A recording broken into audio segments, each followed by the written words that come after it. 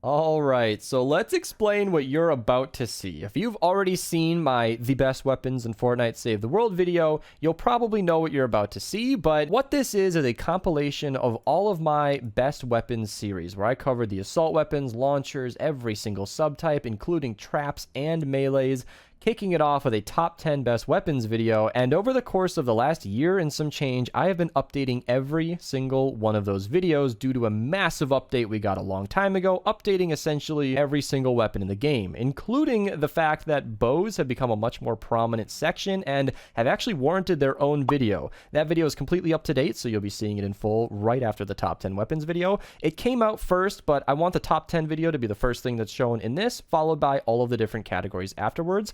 I will be putting them in this video in order of their release, with timestamps below for you guys to see everything. The links to those individual videos will also be down below. I will also not be timestamping the individual timestamps for all of the top 10 weapons because, well, you're gonna have to check out that video to see those. So without further ado, here's all of the best weapons in Fortnite Save the World.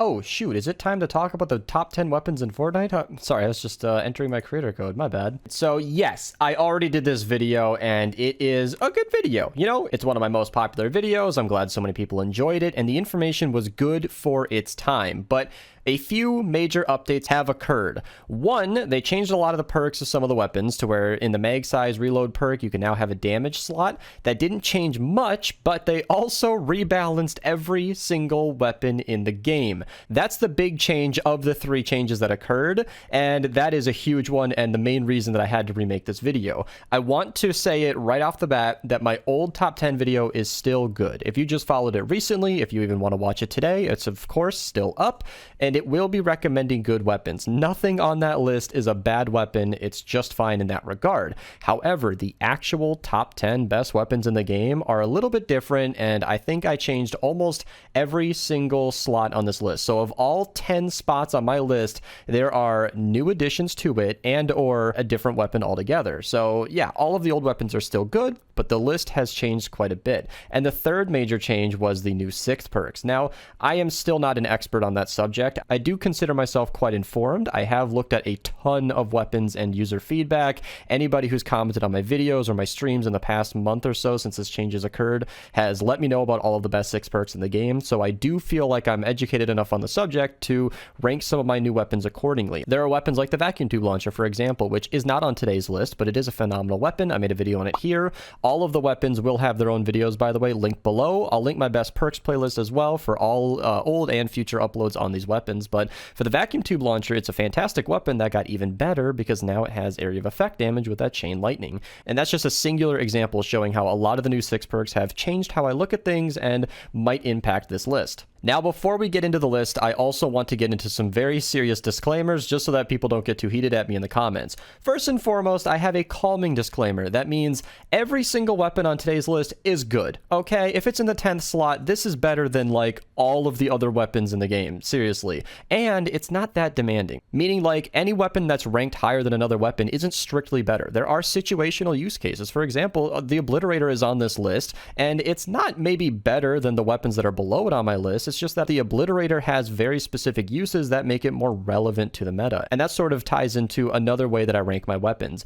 Damage is not the only metric. Attack speed can't be the only metric. There is no one way to measure every single weapon in the game, meaning there is no real data for how many weapons are being used by the players on a day-to-day, but what I'm going by is quote-unquote meta relevance. You know, these are the weapons that people are using or should be using in a day-to-day basis. I feel like that's the only true way to rank these weapons. They're not all measured the same, but for example, it's the way that I can put an Obliterator, the Bundle Bus, and the Thrasher on the same list. Those are 3 extremely different weapons for extremely different use cases. However, their individual use cases may impact their spot on this list. So that's how I'm going to be ranking the weapons today. I also want to mention that I, myself, and everybody else in the world is limited by their own experiences and their opinions. And people who have watched my videos before will know that I heavily rely on math. I usually like to come correct can explain my reasoning, but I have only used the weapons that I've used. No, I have not touched every single weapon in the game, but for the weapons I haven't touched, I've looked at their numbers and I kind of know where they lie, and I've also talked to tens of thousands of people through my streams and videos, and I've got a very, very large general idea of what weapons are being used in this game.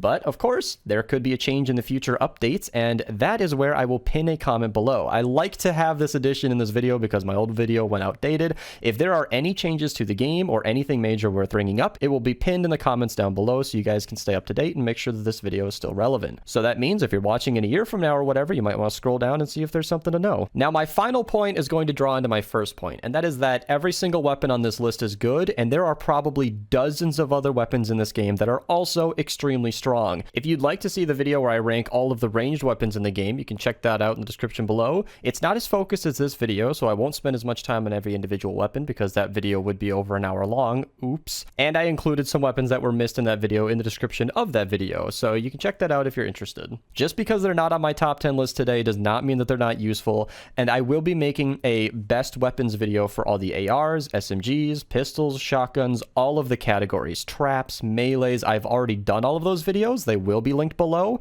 but they are outdated in the exact same way that my old top 10 list is outdated. Those videos still recommend good weapons, but there are so many new weapons and so many changes to the game worth mentioning that I will be redoing those videos as well. That is, of course, except for the best bows video, as this was recorded after all of the changes that affected my previous videos. Now, one last thing before we start the list, I want to discuss some exclusions. Now, I will not be putting any of the mythic weapons on this list. With the rebalance, some of them are beat out by some of the normal weapons in the game, like the Ravager and the Scourge are topped by some other weapons, but because they're mythic and because of the way they behave and because of their unique 6 perks, they might be beat in the strictly damage output department, but they also have ways that, you know, inch them back up onto the top. So if I included mythic weapons, they would sort of dominate much of this list, and I think everybody should know that these weapons are all already very, very powerful and don't really need any more praise.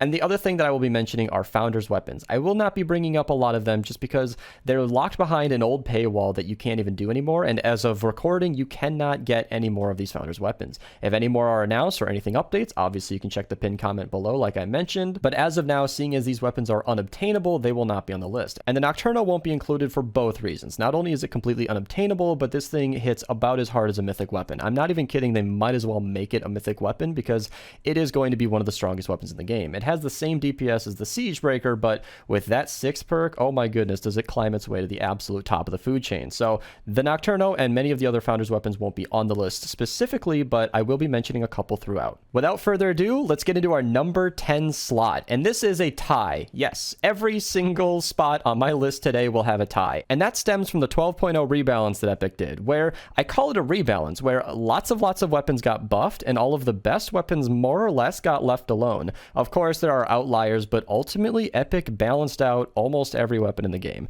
No, not all weapons are the same, but they are very, very, very close in performance across the board rather than some serious outliers like the Silent Spectre and some really, really bad weapons like the Thrasher used to be. So because of that rebalance, every single spot on the list is going to have a partner or even more. And the Wrath is down here in the number 10 slot because it's good enough to be mentioned a lot by the community. A lot of people like it. It's a really popular weapon, but due to its lower damage than the other ARs and its slow fire rate, it doesn't quite hold up in the end game. It's still perfectly good. You're going to have to stand still to get a consistent spray, but it's not really going to be making much headway in the end game, so it's down here in the number 10 slot. I paired the Pepper Sprayer down here for the exact same reasons as the Wrath. It's a great SMG. It has great range. I think it has great accuracy. This is a phenomenal weapon, but frankly, due to just damage alone, it falls short of all of the other SMGs, so almost any other pick is going to be a higher damage output. As with the Wraith, it's a very popular weapon, and I do recommend using it, but it's going to be down here in the number 10 slot for now. Our number 9 slot is going to be absolutely dedicated to the Storm King, and this ties into the disclaimer that I mentioned earlier, where the Bundle Bus and the Surround Pound on their own are frankly unexceptional weapons. They both do great damage, don't let me talk them down too much, but honestly they wouldn't be on this list if it weren't for events, and that's the same way the Bundle Bus made my list last time. It has extremely high damage in an extremely short burst, it can pack a punch really quickly, and you can even switch between two of these to make it a very effective tool, but in normal missions that's really just not needed. You don't need it for anything other than mist monsters maybe. It's not going to be great for crowd clearing, etc. But for the specific use case of events, you know, with difficult enemies and the Storm King, for example, it is extremely useful useful, and I personally got through about 100 wins of the Storm King using the bundle bus before I got the Raft. And the surround pound is there for the exact same reason. It is only on this list because of the Storm King, but the Storm King has become such an important fight and so integral to getting some of the mythic weapons that the surround pound is basically your gateway to some of the best weapons in the game, and for that reason alone, I felt like it deserved a spot on our list. For the number 8 slot, we're going to go with some of our utility picks. The Obliterators are incredibly strong for a couple of reasons. One, they are basically an unlimited range pickaxe, as they can instantly destroy any material in the game. They are very, very great for clearing out houses, making death pits, whatever you want to do, and the Neon Sniper can shoot through all structures, making it very, very useful. And that's basically the reason why it's on this list. They are very, very good for utility. They're very effective for shooting through walls and all of that, and of course, Sniper Defenders. If you don't already utilize Sniper Defenders, then I don't know what you're doing, but I set up 3 of these guys with Obliterators almost every single game, and while it is an expensive way to play, you can do it on some of the harder missions, and it will absolutely save you in a lot of situations. 3 Defenders with Obliterators are basically like super strong anti-air traps. They can shoot flinger zombies out of the air, and of course, help you with the mini-bosses and the stronger enemies that might break through, and it really just makes it an awesome utility. And it's for that reason that I put the Obliterator tied with the Neon Sniper, because they essentially function the same. The Neon Sniper, while it doesn't break walls, also does shoot through them and gives you a thermal scope to see enemies, so they're close enough to be tied in the number 8 slot. In our number 7 slot, we have a 3-way tie between the Siegebreaker, the Typewriter, and the Pain Train. And I put them here because all of these weapons behave very similarly. All of them are popular in similar regard. And if you look at the damage outputs, they're almost all identical. And I think the Pain Train is a little bit stronger than the both of these, but it sort of relies on its 6 perk to get up there, and its accuracy is a little so if your accuracy is low, then it kind of falls off because you won't be hitting all of your shots anyway, and I consider all 3 of these weapons to be equal. And I'm really happy to put the Siegebreaker on here because I feel like it's a fan favorite. It's the weapon that we all look to if you came over from Battle Royale, and it holds up. It was a really strong weapon even before the 12.0 update, and it's even better afterwards. So these are some of the better weapons in the game, and I don't really have much else to say. The Typewriter, Pain Train, and Siegebreaker, all perked correctly, will absolutely dominate pretty much any zone they're in, up to a degree, because as you might have noticed, we're down here in the number 7 slot. If you're in a 144 player, you might want to look elsewhere, but in the 124 zones and below, yes, I'm talking to you early game players, any of these 3 weapons will do just fine. The number 6 slot is Paleo Luna. Yeah, we're talking about some of the melees in this game, and I'm only half kidding. These swords are good on their own, but I have mine triple and double attack speed because Paleo Luna's buff alone makes them so strong that they are the top melees in the entire game. And I did mention that I'd be covering a couple of Founders weapons, one of them being the Masamune, because it is very similar to these weapons in the way that it behaves and the way that you can perk it. So triple attack speed with Paleo Luna makes it very good. Obviously, the video for all 3 of these will be linked below where I explain different perks, and you'll note that I won't be recommending triple attack speed other than the Masamune because that was discovered later on. But I'd like to mention that you don't need Paleo Luna for these weapons to be good. They're still going to be in the top slot. It's also important to draw attention to something I mentioned earlier, in that the Spectral Blade can actually be better than the Ravager. If you perk both weapons just the same with Whiteout Fiona in support and Paleo Luna in your lead, this will be the optimal damage output. And if you have the stacking damage perk that I'm highlighting here on the Spectral Blade, it will actually overtake the Ravager against normal enemies. But as I mentioned with the Special 6 perks, if you use the right click ability to send a surge of extra damage with the Ravager, it will sort of win in most situations. But it's good to know that a normal weapon like the Spectral Blade can be better than a mythic weapon if you perk it properly. I do want to give huge thanks to Cthulhu, a good friend of mine. He did a lot of the math for this. So because of all of that, I've placed these weapons in the number 6 slot. Now, we're only in the number 5 spot, but you know things are getting serious when the Xenon Bow is highlighted. Yes, I supercharged my Xenon Bow because it is one of the best weapons in the game, but as you'll see later, our top 4 slots are incredibly competitive. I will go out and say the Xenon Bow, the Powder Keg, and the Vacuum Tube Bow all do perform very similarly and are equally worthy of their location, except that the Xenon Bow shooting through targets makes it just an absolute monster. If you guys have used this thing with Stoneheart Pharah and you've been using the Xenon Bow, then you don't need me to explain to you that this thing is just an absolute powerhouse. I have cleared super encampments with this thing with a breeze. I was actually shocked when I got this footage recording for the Best Bows video that this thing absolutely annihilated everything. It just did everything. This was a 140 zone, for goodness sakes, and this weapon never lets me down. Now, the Powder Keg and the Vacuum Tube Bow sort of live in its shadow, but these are equally good weapons that all have great area of effect damage, even as a bow, and are some of the best weapons in the entire game. And if used correctly, hint hint, link below, you can use these weapons to the best of their abilities and have a great time. Now, our number 4 slot is a little busy, and that's because the 12.0 update rebalanced the shotguns to basically make them all complete powerhouses. I will mention the Ground Pounder, Huskbuster, and the Stampede, because the Huskbuster is just the scavenger version of the Stampede, so the stats in the damage department are completely identical, and the Pop Shot are all completely identical damage output in the base damage, meaning once you apply perks and get into the end game, they start to stray away a little bit, but on the basic level, if you take the damage divided by the time spent reloading, these weapons, all 4 of them are completely identical. And the Maverick and the Pulsar 9000 and the Big Shot and the Vacuum Tube Shotgun are all incredibly good as well. The Ground Pounder is fast firing and very powerful, and if you add damage to each of its shots and give it a little bit of area of effect damage, you basically have the Big Shot, which fires twice and reloads after every shot. If you're not looking for single target damage, then the Pulsar will absolutely annihilate everything always. The Pop Shot performs very similarly to the Ground Pounder, and the Maverick performs very similar to the Big Shot in the fact that it can shoot in a cone and affect many enemies at once. Not to mention the Vacuum Tube Shotgun is sort of on its own, shooting the 3-round burst, eliminating everything in sight. Pair this thing with a Chain Lightning perk and you will be eliminating everything. All of these weapons are very good. There are other amazing shotguns in the game that you should definitely check out, but I'll be making a video on that later down the line. I have never used a weapon set that felt more fun to use. Yes, we're only in the number 4 slot, and I'm already saying that, and that's because, you know, other weapons get more expensive and a little bit different, but shotguns are incredibly strong and potentially could even deserve a higher spot on this list. I just feel like their limited range makes them a little bit tougher to use, and they're not quite as popular with the community sort of for that reason. So I think the number 4 spot is acceptable, but there is no understating just how incredible these weapons are. Now, the number 3 spot is one of the reasons that I actually wanted to remake this list, and it is dedicated to the SMGs, and you'll notice there's a bit of a shakeup. The 12.0 update did a lot for the Thrasher, making it better than the Silent Spectre in almost every way. I explained more about it on its best perks video that is linked below, but it is essentially just the best SMG in the game right now, except that the Founder's Quickshot exists. However, as I mentioned, this is a Founder's weapon, and I explained why those won't really be counted on this list, and it's essentially the same weapon. This is perked a little differently for the video that I made on it, but yeah, they perform very, very similarly. The Founder's Quickshot is essentially just an upgraded version of that, but because it's Founders, we won't be counting it here today.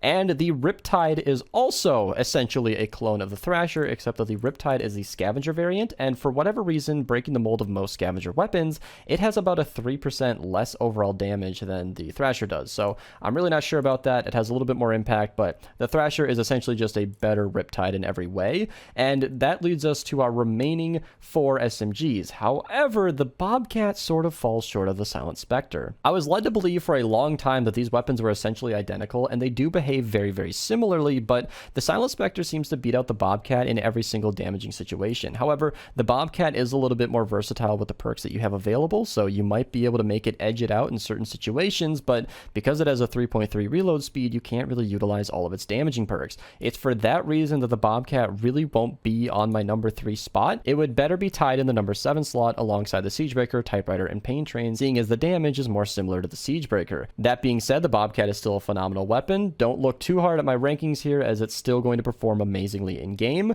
And that leaves us to our last 3. However, there's one more caveat. The Lightning Pistol only beats the Thrasher in damage. Yes, it's actually stronger than the Thrasher against water enemies. Because the Lightning Pistol is locked to nature, you can't really make it viable anywhere else.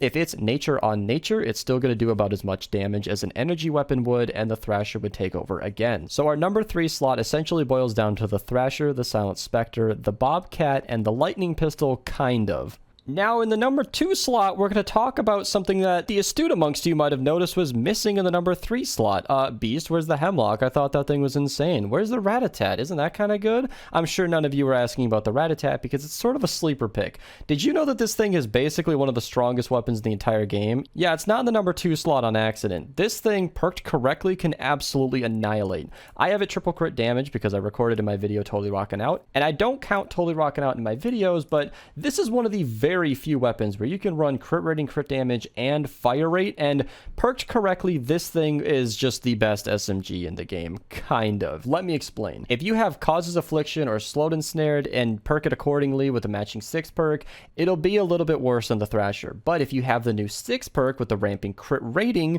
you can perk this in a specific way to make it be a little bit better than the Thrasher once it's wound up. And there are other ways to perk it like I have here with Totally Rockin' Out, where it'll be absolutely monstrous, but Totally Rockin' Out kind of doesn't count. So the Rat-a-tat is only better than the Thrasher if you have the right perks, and even then it's only better sometimes. That said, because this weapon is essentially a chameleon with the kind of perk options you have on this thing, I am putting in the number 2 slot, but it needs to be strictly stated that this weapon is not specifically better than the weapons below it. It just has the potential to be significantly better. So it's a little weird to explain that. I explained it much better in its specific video link below, but it's definitely worth knowing. And a new face on our list, a weapon that did not exist when I last made my top 10 video, the Floor Flusher is on this list with another caveat. Yes, the number 2 slot is dedicated to weapons that are technically better in certain situations. Now, the Floor Flusher, if you have the matching 6 perk and the element, is over 300,000 DPS. I've stayed away from specific numbers a lot here, but for reference, the Thrasher has about a base 245,000 DPS with my specific stats, and the Floor Flusher can beat it by a lot, almost 60,000, and that is a huge deal. The Floor Flusher against a nature enemy in this circumstance, or depending on your 6 perk, you can't have the crit rating. It is not better than the weapon deals bonus damage. If you're against water, fire, nature, and the element is perked to compound on top of that, the Floor Flusher is a king. It is very, very, very strong in those certain circumstances. However, in a normal mission, you're never going to be shooting one element the entire time, so it doesn't always stay on top. There are better generalists, but it should be noted that the Floor Flusher is a sleeping giant if you've never really tried it out. And the Hemlock is essentially in the same position. Its normal damage output, perked kind of as I'm showing here, is essentially the same, but a little bit lower than the Silent Spectre and the Thrasher. It's a pretty good, but not exceptional weapon, in that it'll still absolutely shred. The Hemlock is a fan favorite for a very good reason, but it's still going to fall short of its brothers. But with the landing 5 hits in a row causes a small explosion 6 perk, it can be better. Now, area of effect damage is really hard to measure. It's impossible to know just how many enemies you're going to be hitting all the time. Sometimes that explosion hits 1 enemy, sometimes it hits 10 of them. You really just can't account for that in the math. I would have to give you a dozen different numbers to even look at that. But what's unique here is you're going to kill most enemies very, very quickly, so it's not going to matter most of the time. But on the bigger targets, when you can land that 5th hit without eliminating them, that's 70% of your damage. Extra chunk does make this weapon quite a bit better than some of the other SMGs in the game by a good margin. It's not 70% better, it's like 1/5 of 70% better, so it can edge out some of the other SMGs in the game when you're shooting at bigger targets like mist monsters, smashers, mini bosses. And because that explosion can hit enemies around it, not only is its single target damage better than the others, but it's hitting multiple enemies as well. So it's for that reason that the Hemlock is sometimes the best SMG in the game, but so is the Rat-a-tat sometimes. It really depends. So the number 3 slot was essentially the best SMGs all around, and this number 2 slot was the best SMGs sometimes, and then of course the Floor Flusher bringing the assault rifles back up on top. Now, this number 1 slot is going to come as no surprise and is going to include a lot less confusion than the last few slots on this list, and that's, of course, rocket launchers. I put these in the number 1 slot because I think it's obvious. These are incredibly expensive weapons, so they will never be your primary, but everybody knows that when you pull out a rocket launcher, it's because shit just got real and you need to clear up a mess, and that is where we are going to be talking about, hands down, the strongest weapons in the game.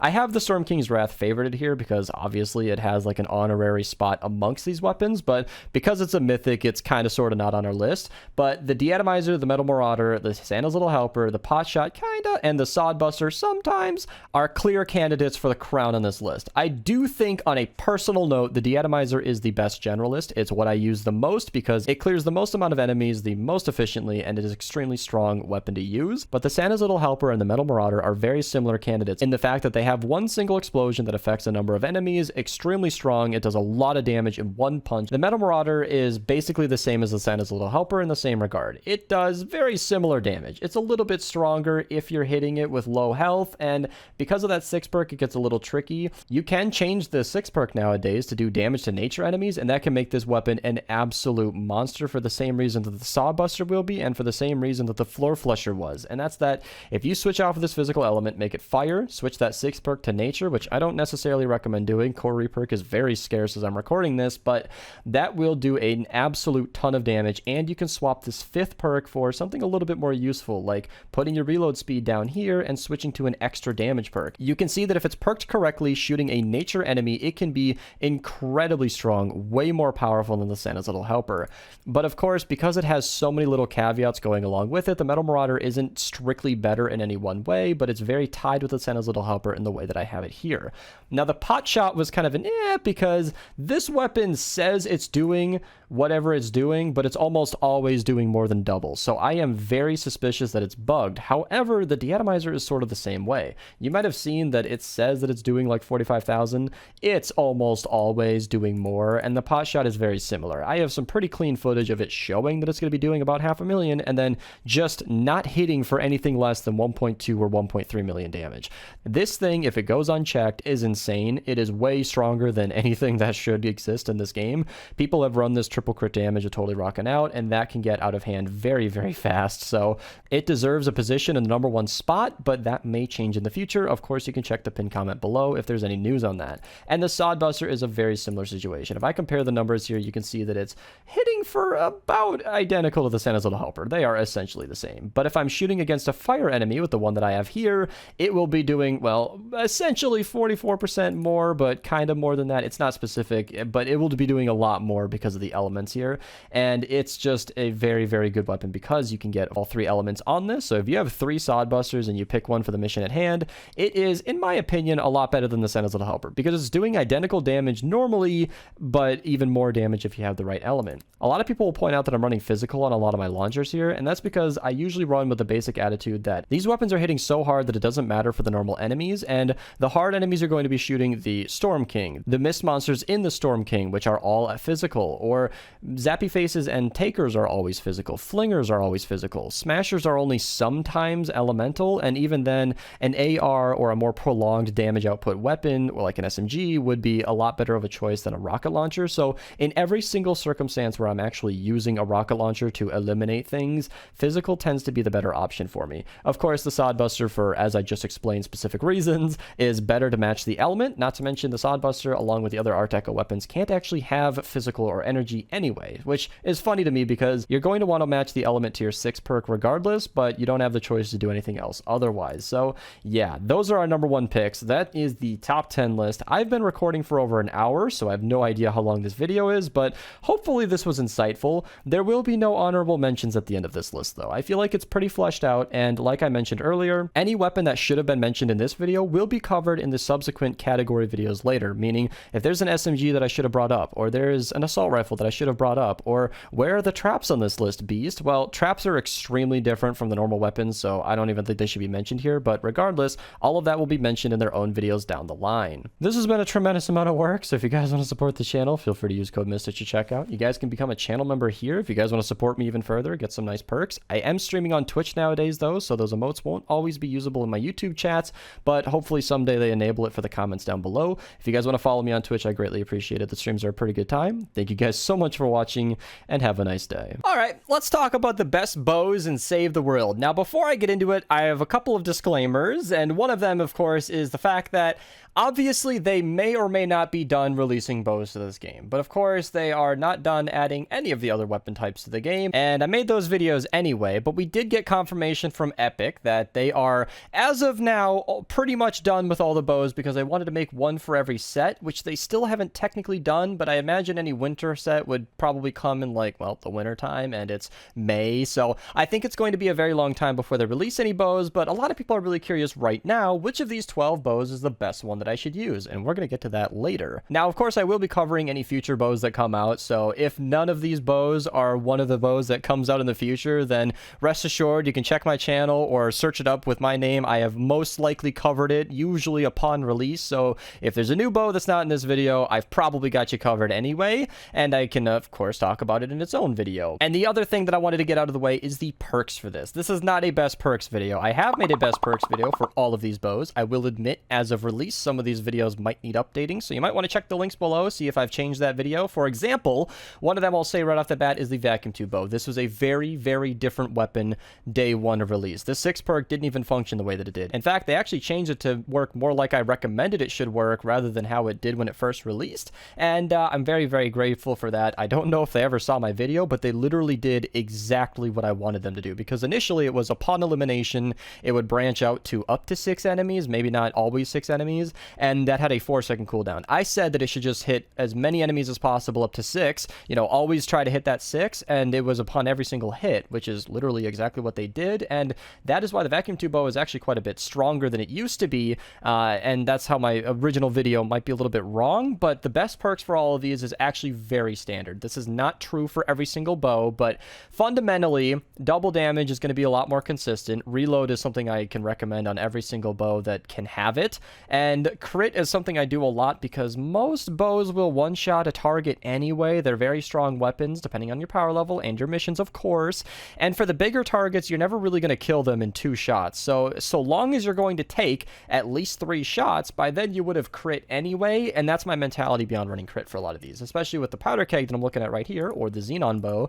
These bows are very, very frequently hitting multiple targets at once, where crits are plentiful. Now, of course, I've noticed in-game that when the xenon bow doesn't crit, kind of sucks. I don't love that, and that's where a double damage loadout might be good, but I will just recommend you to be vigilant. Check out my videos on these, think for yourself for all of the bows that I show here, because you might not agree with the perks, and some of these are, of course, not even made properly, and with bows like the Instigator, I was given a copy of these to show for today's video. And on that topic, I do want to thank Benz for pretty much all of these. I literally just DM'd him that I wanted to make a best bows videos. He was like, okay, cool, and then he just like drop, literally gave me a copy of like every single bow. You can see him sprinkled throughout here, because he was one of the friends of mine who maxed out a copy of every single one of these and was very helpful. I have multiple perks for a lot of these, and that is so that I can get into it now. One more thing before we get into it, I do have a video on the best bow loadout. I'm going to link that in the description below. This is what I use personally, but there are other options, and I'd highly recommend checking out that video so I can explain exactly why I use what I use and how this build works. Let's start with the boom bow, the only bow that I haven't made a video on. This was not released at a time when I was making videos on all these new weapons, which I greatly regret, and I should be covering a boom bow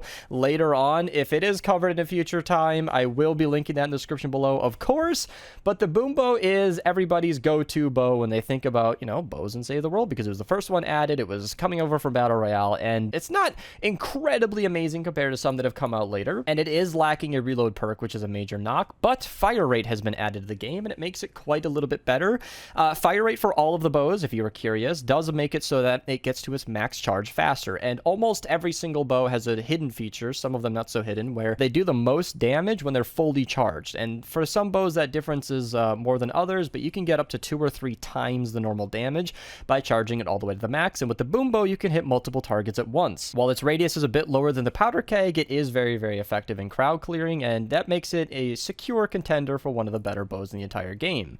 Moving on to the Cloudburst, I'm going alphabetical here. This is a bow that's really, really good for killing a single target, and I think their intent with this bow is it to be, decent with crowd clearing, seeing as an elimination can cause a cloud of steam, but that has a 5-second cooldown, and that cloud of steam is not only tough to control because enemies don't always walk into it, but it's not insanely big, and nor is it doing a ton of damage, so I've never really seen the Cloudburst as a phenomenal weapon, but I'm going to let you decide for yourself. This was great for a while because it was bugged with Pharaoh's ability, where it was making it, branch out to other enemies, and it's probably good that I mentioned Farah, because on bow hit, the arrows can splinter off, dealing extra damage to extra targets, and that is now on only a bow's hit, so it doesn't actually splinter off with the cloud. But the Cloudburst is kind of just that. It's a very mediocre weapon. I think you can use it, especially if you're in the lower zones. That's true for all of these bows, however, and I don't see a lot of use out of it, but maybe it'll get better in the future. The Compression Burst Servant is kind of just a weaker boom bow in my experience. It is a bow that got a lot better with that fire rate perk because it has a very slow draw but a very high extra damage when you charge it all the way to max, and also the highest impact of any of the bows as well. So this is Editing Beast coming in after to tell you that this is a very, very good weapon for knocking enemies around. So you might not want to be specifically using this for damage. In certain specific situations, you can roll it all impact and try to knock some smashers around around, maybe impact some enemies. You'll see in my gameplay later on, some of the enemies actually, instead of attacking me, will get stunned on the ground, and you'll get a bit of a second shot. So I don't personally value impact all that much. If you've been watching my videos for a long time, I hardly ever mention it because I very rarely see it as something that actually changes the flow of a mission in any meaningful way, but it is one of its selling points, and I figured I should mention it. And it has like I think a very similar radius as the boom bow, and it doesn't quite explode as satisfyingly, but it does do essentially the same thing. You have a nice little draw time, and then it killed zombies in a mass group. It's nice to have, and I think it's kind of outclassed by the boom bow, but all in all, it is very, very effective at what it does if you don't have the boom bow. So it's something that you can try out if you want to use it, but I'd also recommend a fire rate perk on that so you can pop off as many shots as possible. Now the Nightfire is up, and this is from the medieval set, which is interesting because it has a very unique ability where hitting an enemy can regenerate shields, which is nice if you're not using Blast in the past. I'd highly recommend using the Nightfire with Totally Rockin' Out if you want to maximize its ability to, well, heal your shields. One thing I want to note is that I will be using Totally Rockin' Out for some of the bows that don't have very good area of effect damage, so like the Nightfire, the Love Song, the Night Owl, etc. I will be using Totally Rockin' Out for these, which I do understand buffs the damage way more than Blast in the past, and I know that it'll look like these bows are a lot better than they are, but I figured it was fair to give them their nice little representation on the screen here because they aren't that good at taking out large crowds of zombies, and you sort of need Totally Rockin' Out to make them at all viable. But if you're using Blast from the past, that 6 perk is going to be totally wasted, but the Nightfire isn't all bad because it's really, really good at popping off a lot of shots very quickly. It has a very, very quick draw time, and it makes it very easy to use in a high-octane mission, and you can pop off a lot of shots, which is very, very nice to have, and its damage is pretty decent to go along with it, so I'd say this is an extremely good mid-range bow. You can get off a lot of shots to make up for its low damage, but ultimately it's not going to be hitting quite as hard as some of our bigger weapons, and unfortunately it can really only hit one target at a time, meaning all of your extra damage is coming from Stoneheart Pharaoh, which you should absolutely be using with any bow. As with any bow, and I'm going to be saying this a lot in the future, is if you don't have area of effect damage, it's really kind of a backseat weapon. Like, you really shouldn't be using it unless you have, no other option and you really want to use a bow, because without hitting multiple targets, it is definitely a drawback. I'm going to be mentioning the Xenon bow later, but that is where this weapon shines as one of the strongest bows in the game because it does about as much damage as any other bow, except that it can shoot through as many zombies as you want and through walls, which makes this thing phenomenal, but we're not quite there yet. We're talking about the Nightfire. I think it's a great option. I think it's very good, but unfortunately, without the area of effect damage, it's kind of a mid-range bow. The Love Song, my favorite weapon to hate because, like I've said before, anytime I get to use Selena Gomez in not only the thumbnail but the footage, I'm having a great day, trust me. But the Love Song was not the source of that enjoyment. It's kind of just a slower firing average weapon. It just has a very typical draw speed, it does very typical damage, and its 6 perk is meant to be useful in that it can stun an enemy for 10 seconds when you charge it all the way, but that takes a long time to charge unless you have fire rate, and that stun is not insanely necessary. It helps you do extra damage, especially if you can do the damage to knock back, stun, stagger kind of deal. But that doesn't really save it because, like I said, with the Nightfire, it doesn't have any area of effect damage, meaning you'd be carrying an entire weapon just to do extra damage to a Mist monster after the second hit. And I mentioned Mist monsters because they're basically the only thing that's going to survive that first hit, which means it's a very decent weapon for single target damage. But other than that, it's very, very unexceptional, and I don't know that I have talked to anybody who's gotten any use of this weapon outside of the day one release when we were testing it out. Hopefully this weapon gets buffed in the future, but unfortunately it is kind of a lower range weapon, and I don't think it's up there with some of the better bows in the game. Now, the Night Owl is going to get a very similar treatment to me as the Love Song. It doesn't have any area of effect damage, and eliminating 2 enemies can reduce your health by X amount, and that'll turn into a little bit of extra damage, but that's not going to be saving this weapon, unfortunately, because bows are already tricky to use, and having it hurt you in the process isn't going to help much. I, in the past, have been one of the few fans of the Black Metal set. I think it's really, really cool that you can turn, a loss of health into extra damage. If you use coconuts and Blast from the Past and you stay on top of that health reduction, that can be okay. That can be just fine. Obviously, with this weapon, it'll do lots more damage with the less health that you have, but that's not really going to save this weapon, especially considering it's locked to physical and fire, which can be good as of recording this. This will be not true in the future, of course, but nature missions are very common right now, so fire can be nice to use this weapon in if you are trying to make a bow for every element. Maybe the Night Owl could be your fire bow. Maybe that could be dedicated for it. And the Vacuum Tube bow could be your nature bow. You see where I'm going with this? There isn't a dedicated water one, though, unfortunately. So you're going to have to figure that last one out for yourself. But the Night Owl might not want to be on that roster anyway, just because, yeah, it's got mediocre damage and it hurts you in the process, which gives it extra damage, which could be nice, make up for that lower damage, but it's not exactly going to be getting too much favoritism for me. And that's where I'm going to class this as sort of a bottom half bow. Now, the Scrap Shot is a fun one because I'm going to talk about the Scrap Shot and the Instigator at the exact same time, because the Scrap Shot doesn't have any special 6 perk, but as far as I'm aware, it's the same thing as the Instigator.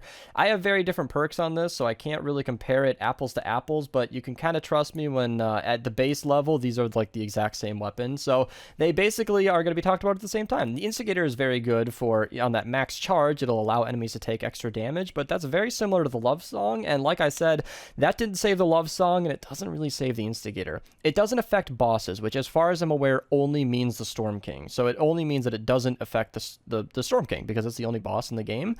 Mini bosses, as far as I'm aware, at least didn't count for this on day one. If I'm wrong about that, let me know, but if you can use this to make mini bosses take more damage, that can be nice.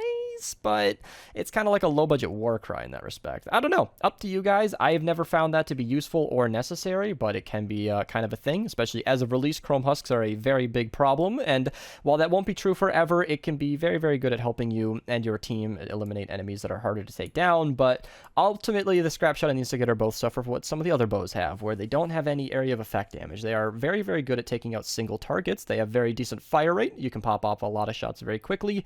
You can get to that max charge fairly quick because of how fast these weapons are, and maybe fire rate can help you with that, but ultimately, if you can't hit lots and lots of targets, this can't be your primary. It's just very, very tough to use it that way, and you will be holding back your team. So, unfortunately, I have to class these weapons in the lower half, but I've been saying that a lot, and that's because our best weapons are to come next. I'm going to jump ahead to the Vindertech Seeker because I want to talk about the best bows last, and I know that's going to be a kick to the gut for some of you guys. I know that there are some serious Vindertech Seeker fans out there.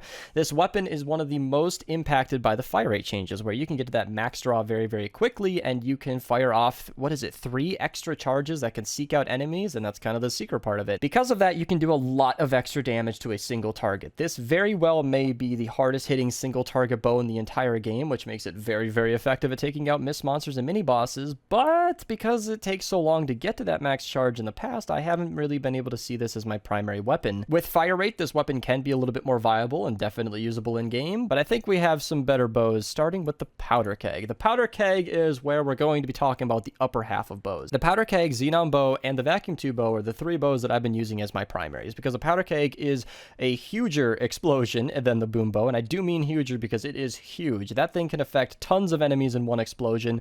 Its base damage is very low. This does significantly less than most of the other bows, and that's because that explosion makes up for it all the way. What I've been doing with bigger targets is I'll just spam a lot of shots from this thing and blow up as many times as I can, and that will be very, very effective at even taking out mini bosses. It's great for encampments and fantastic for crowds of zombies, which is what you'll be seeing a lot of in Save the World, and it makes it perfectly suited to be the right tool for that job. I've been running it fire because that's kind of what I wanted. I don't know, it feels like an explosion of a powder keg should be a fire bow, and that's kind of what I went with, and that's very, very good, seeing as most of the enemies are in nature right now, and that will of course not be true in the future, like I said, but that is how I've been running it, and I am very, very satisfied with it. I think the powder keg is one of the best bows in the entire game. Now the Vacuum Tube Bow, I've given it enough praise. As you can see, mine is double damage. You can obviously go crit rating on this. Again, this isn't a best perks video, that's just what I have, and the Vacuum Tube Bow is phenomenal. That extra zap damage is very, very good at affecting lots of extra enemies, because you need to think of it like this. You are affecting 6 extra enemies with a zap. Pharah's hitting, I think, 5 extra enemies. With plus your initial target, you're hitting a dozen enemies per shot with this thing, and it is very, very good at sweeping crowds of enemies.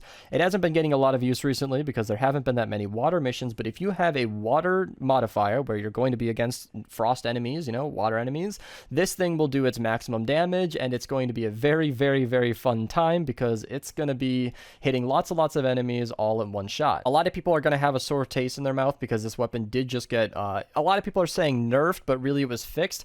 Its ability was like the Cloudburst Bow, where all of those zaps from the electricity was affecting Pharah's ability, so they were also hitting 5 more enemies on top of that, which means it was really hitting more like 30 enemies rather than 6, and that's not, I think, what Epic was intending, and you could wipe out entire encampments in like 2 shots if there wasn't healing death burst. So I think that a lot of people think this weapon is a lot worse than it really is because it just went from god tier to like, normally very good. And that's where I'm going to say it is. Normally very good. This is, in my opinion, a top 5 bow, no doubt. And you should definitely consider leveling this up if you have it. Pull it out of the collection book. Use code Mista if you're going to be using V-Bucks for that. But this is a very, very good bow and something you should definitely try out.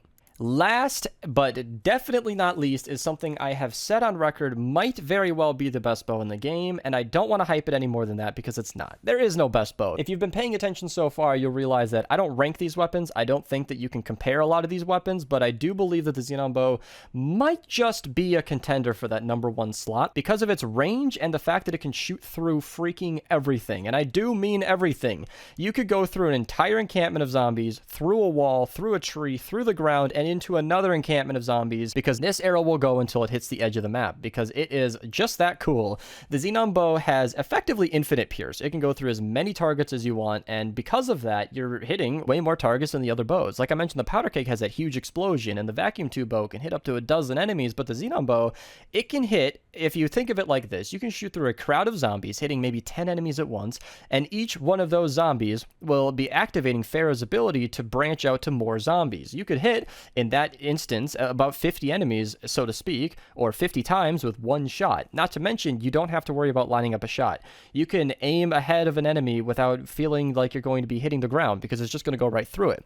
You don't need to worry about that tree or that car or that wall in front of you. You can shoot wherever the target is. Half the time when I'm using the Xenon bow, I'm aiming at health bars. There's no piece of the environment that's going to get in your way, and that makes it an extraordinarily versatile weapon, and I have never been more satisfied using a weapon because I feel like the Xenon bow is limitless. I have gone a bit far there. I don't want you to think that I am overhyping this weapon. It's a personal favorite. A lot of this is coming out of opinion, but I like to be objective in these reviews. So I guess I should stop hyping it there. I'm just saying that when you could shoot through literally anything and the weapon's doing good damage while it's at it, boy, you've got a recipe for disaster there. You can see that I've been running this with fire rate since the changes because you can get to that max charge faster, which more or less means you can shoot more accurately, and that's true for every single bow in the game. I want that to be understood. If you put fire rate on any of these bows, they will whip up to their max accuracy faster, and it makes it a little bit more easy to use. I was using damage to afflicted down here, which was nice, and that may be something I use in the future, but I think I'm satisfied with fire rate right now. I'm not entirely certain on that. But that just about wraps up the current best bows in Save the World. I hope this was good for you guys. I hope I wasn't too biased in any of these. I try to be objective, just laying out exactly how these bows work, why they're good for all of their unique reasons. You have a lot of options here. I really think there is a playstyle for everybody here. I did not cover crossbows. I should have mentioned that at the beginning, but I don't think crossbows really have a place on this list. They're a very different weapon, and even Epic has been treating them differently because they are,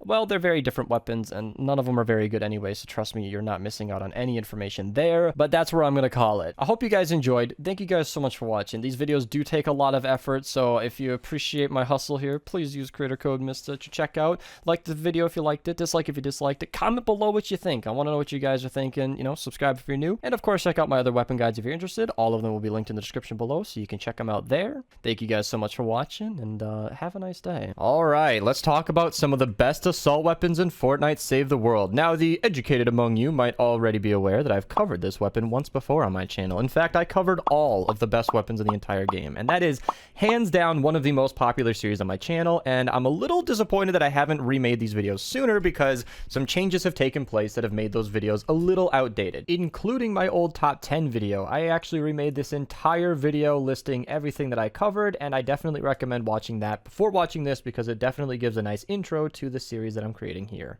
Now, if you've already watched those videos, then you definitely already have a good idea of some of the best weapons in the game, and honestly, nothing that really changed made those videos completely obsolete. In fact, the most notable changes is that many things actually got stronger. So, lots of you are probably going to expect this, but of course I'm going to be talking about the weapon changes spreadsheet. Thanks to Dyson for noting all of these. We're going to be focusing on the assault weapons today, meaning, if you look at this spreadsheet, at the worst of it, everything just sort of stayed the same amount of damage, but at the best of it, a lot of these weapons actually got a little bit stronger. Now, that's not going to fundamentally change most of what I'm going to say. Like in the first video, I noted pretty early on, based on the order that I talked about these, the Beat Blaster and the Blackout are very, very similar weapons, and the Beat Blaster getting a small 8% damage buff isn't exactly going to be rocking the world or anything, so I will be talking about a lot of what I mentioned in the previous video, but on top of all of these changes, I am older, I am wiser, I have learned lots more about this game, and I will be providing more and more insights into some of the weapons that we'll be discussing. Not to mention, there are weapons like the electroshock rifle and the floor flusher, which straight up didn't exist when I recorded the first video. In fact, if I'm not mistaken, the spy weapons didn't exist. In that first video, the Blizzard Blitzer had just come out that previous week, so some new things have definitely happened. And, not to mention, new fancy 6 perks exist. Now, obviously, the floor flusher and the grunt introduced some new 6 perks with the extra elemental bonus damage and the fact that you can stand in place to grant extra damage, and nowadays, you can go to any of these weapons and use core reperks to change these. It should also be noted I did an entire video on how to spend core reperk, which actually acted as a really good guide to some of the serious changes and what weapons got impacted by this new 6 perk change, and pretty much everything is in here. So if you're curious as to what changed, even if you're not looking to spend your core reperk, I actually recommend watching this video. It'll be linked below, of course. I will mention those 6 perks where notable. If I don't bring up those 6 perks, or if some of your favorite assault weapons aren't mentioned in this video, just know that I skipped them probably for a reason. If I don't bring up a weapon in this video, it was probably not significant enough to mention, but I will open this up to future changes, meaning I will state, just for the record, any changes will be updated in the pinned comment down below. Always scroll down there if you're watching this video in the future just to make sure that everything is up to date. And there are 2 changes that I want to note. You might have noticed in the previous list of changes, the Nailer and the Ranger are both noted of getting really decent damage bonuses, 22 and 23% respectively. I have not actually looked at these weapons since making my previous video. The Nailer is actually kind of a joke. My entire best perks on it is an 8-second video of me recycling the schematic, and the Ranger has never been tested by me before. So I am going to leave those 2 weapons as a question mark on today's video, and if I do end up covering those in the future, once again, check out that pinned comment, and when they are covered, they will be linked in the description below, along with all of the best perks for all of the weapons that I've covered here today. So there are going to be a lot of links in the description below, but I highly recommend checking them out because today's video will not be focusing on the best perks for these weapons necessarily. Those best perks videos individually will talk way more in depth about these individual weapons. Today, we're just going to be doing a light overview of some of the best assault weapons in the game. So without further ado, let's talk about the electroshock rifle, because of course, I do have this one supercharged. Now, of course, we will just be going down this list alphabetically. I don't think there's any other way to do it, so let's start with the weapon that I have supercharged and why I have supercharged it. So the electroshock rifle was a starter pack weapon that is essentially a reskin of the Argon assault rifle. So we're effectively going to be talking about both of these weapons up front.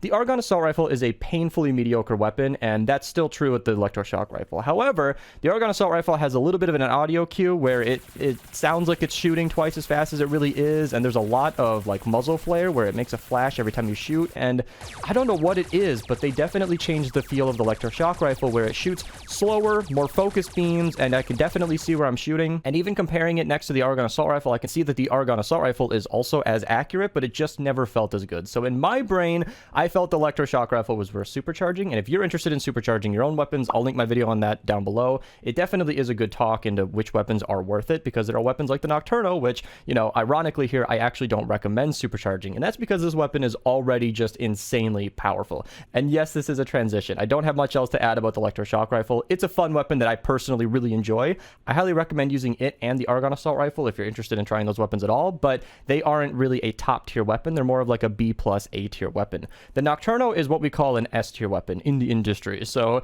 when you're ranking weapons in this game, you know, A, B, C, D, just like a US report card with the way that we do grades, the Nocturno is what people call like an S tier, meaning it is like the gold standard of an amazing weapon. It is also coincidentally the exact same base damage as a Siege Breaker. This isn't going to show very well because I've supercharged my Nocturno, but they do have the exact same damage, crit chance, everything, except for the fact that the Nocturno has one more crit damage perk option down here and a completely different 6 perk. So I will be showing gameplay of the Nocturno here where it is just exploding crowds of enemies and it is incredibly effective. That's actually why I don't recommend supercharging it, but I just wanted to make the best weapon even better, and I don't regret it at all. Now, even though they have the exact same damage output, the Nocturno and the Siege Breaker, the 6 perk on the Nocturno adds 65% of the bonus damage every time you reload or finish eliminating that enemy, affecting other enemies around it. So, if you are reloading absolutely perfectly, like against a Smasher is very easy to do so, or a mini-boss nonetheless, you are essentially adding 65% of your damage on top of the weapon and to the surrounding enemies. Now, that doesn't work out perfectly. You have to be really, really precise to make that actually actually, viable. You're always going to reload with like a little bit less than 65% HP remaining on the enemy that you're shooting, but it is just a phenomenal weapon all around. And the Storm King Scourge is a very, very similar story. It is very, very strong. If you switch off between targets and you're shooting between two at a single time, you are essentially doubling the damage, because when you switch enemies, it'll deal 100% bonus damage. Or if you just build up to 5 charges, which essentially works out to about a 20% damage bonus, it's a really, really accurate weapon. It was essentially designed to be the best AR in the game. That's kind of the idea of it being a mythic weapon, and it definitely does not disappoint in that regard. I don't think I needed to tell anybody that the Storm King AR is a definitely good choice. Now, the Beat Blaster and the Blackout are two weapons that I mentioned briefly in my previous video. I'm just going to make it quick and say they both shoot 2 shots at a time. They both perform very similarly, and the Blackout is a weapon that now has a fancy new 6 perk. So if you end up using this with the extra damage against nature enemies, it can be really, really effective. Unfortunately, the Beat Blaster was not so lucky. None of these 6 perks are new or game-changing in any way, so I do nowadays consider the Blackout AR to be a slightly bit better than the Beat Blaster, considering it'll do a lot of extra damage against nature enemies, but fundamentally these weapons are very similar, and there's nothing really new to add. The Blizzard Blitzer is an interesting one as well, because this is one of those older, wiser things where, back in the day, like I said, this weapon had just been out for a week, and I didn't really know what I know now, but thanks to Dyson, who made that previous spreadsheet, the Blizzard Blitzer, apparently, he actually did the math, if you just take the base damage of the weapon and you factor in the time spent reloading between shooting, if you're just constantly firing at an enemy, the Blizzard Blitzer is, technically speaking, I cannot stress this enough, this is not real world performance, it is not the best AR in my opinion, but mathematically speaking, it has the highest base damage when you factor in reload speed, which is interesting because it has a really, really quick reload and a decent-ish fire rate, but a pretty good base damage. So it's kind of all around a decent, really good weapon, but it does shoot projectiles. These snowballs are a little bit hard to deal with, and you will very, very often be missing shots.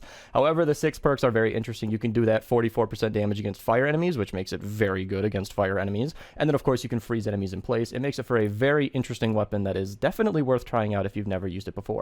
The Blunderbuss, once again, there is nothing new that I can say in this video that you guys haven't heard before. Needless to say, it is just a powerhouse of a weapon, and instead of covering it in today's video, wasting our time, I'm just going to link my videos on it down below. I have covered the Blunderbuss best perks, best uses for the Blunderbuss, and hell, I'm even going to link my Storm King video because the Blunderbuss comes up in there as well. There is no point in taking precious seconds away from what's already going to be a fairly long video talking about a weapon that we all know is phenomenal. The Candy Corn LMG is once again another example of me learning things since recording.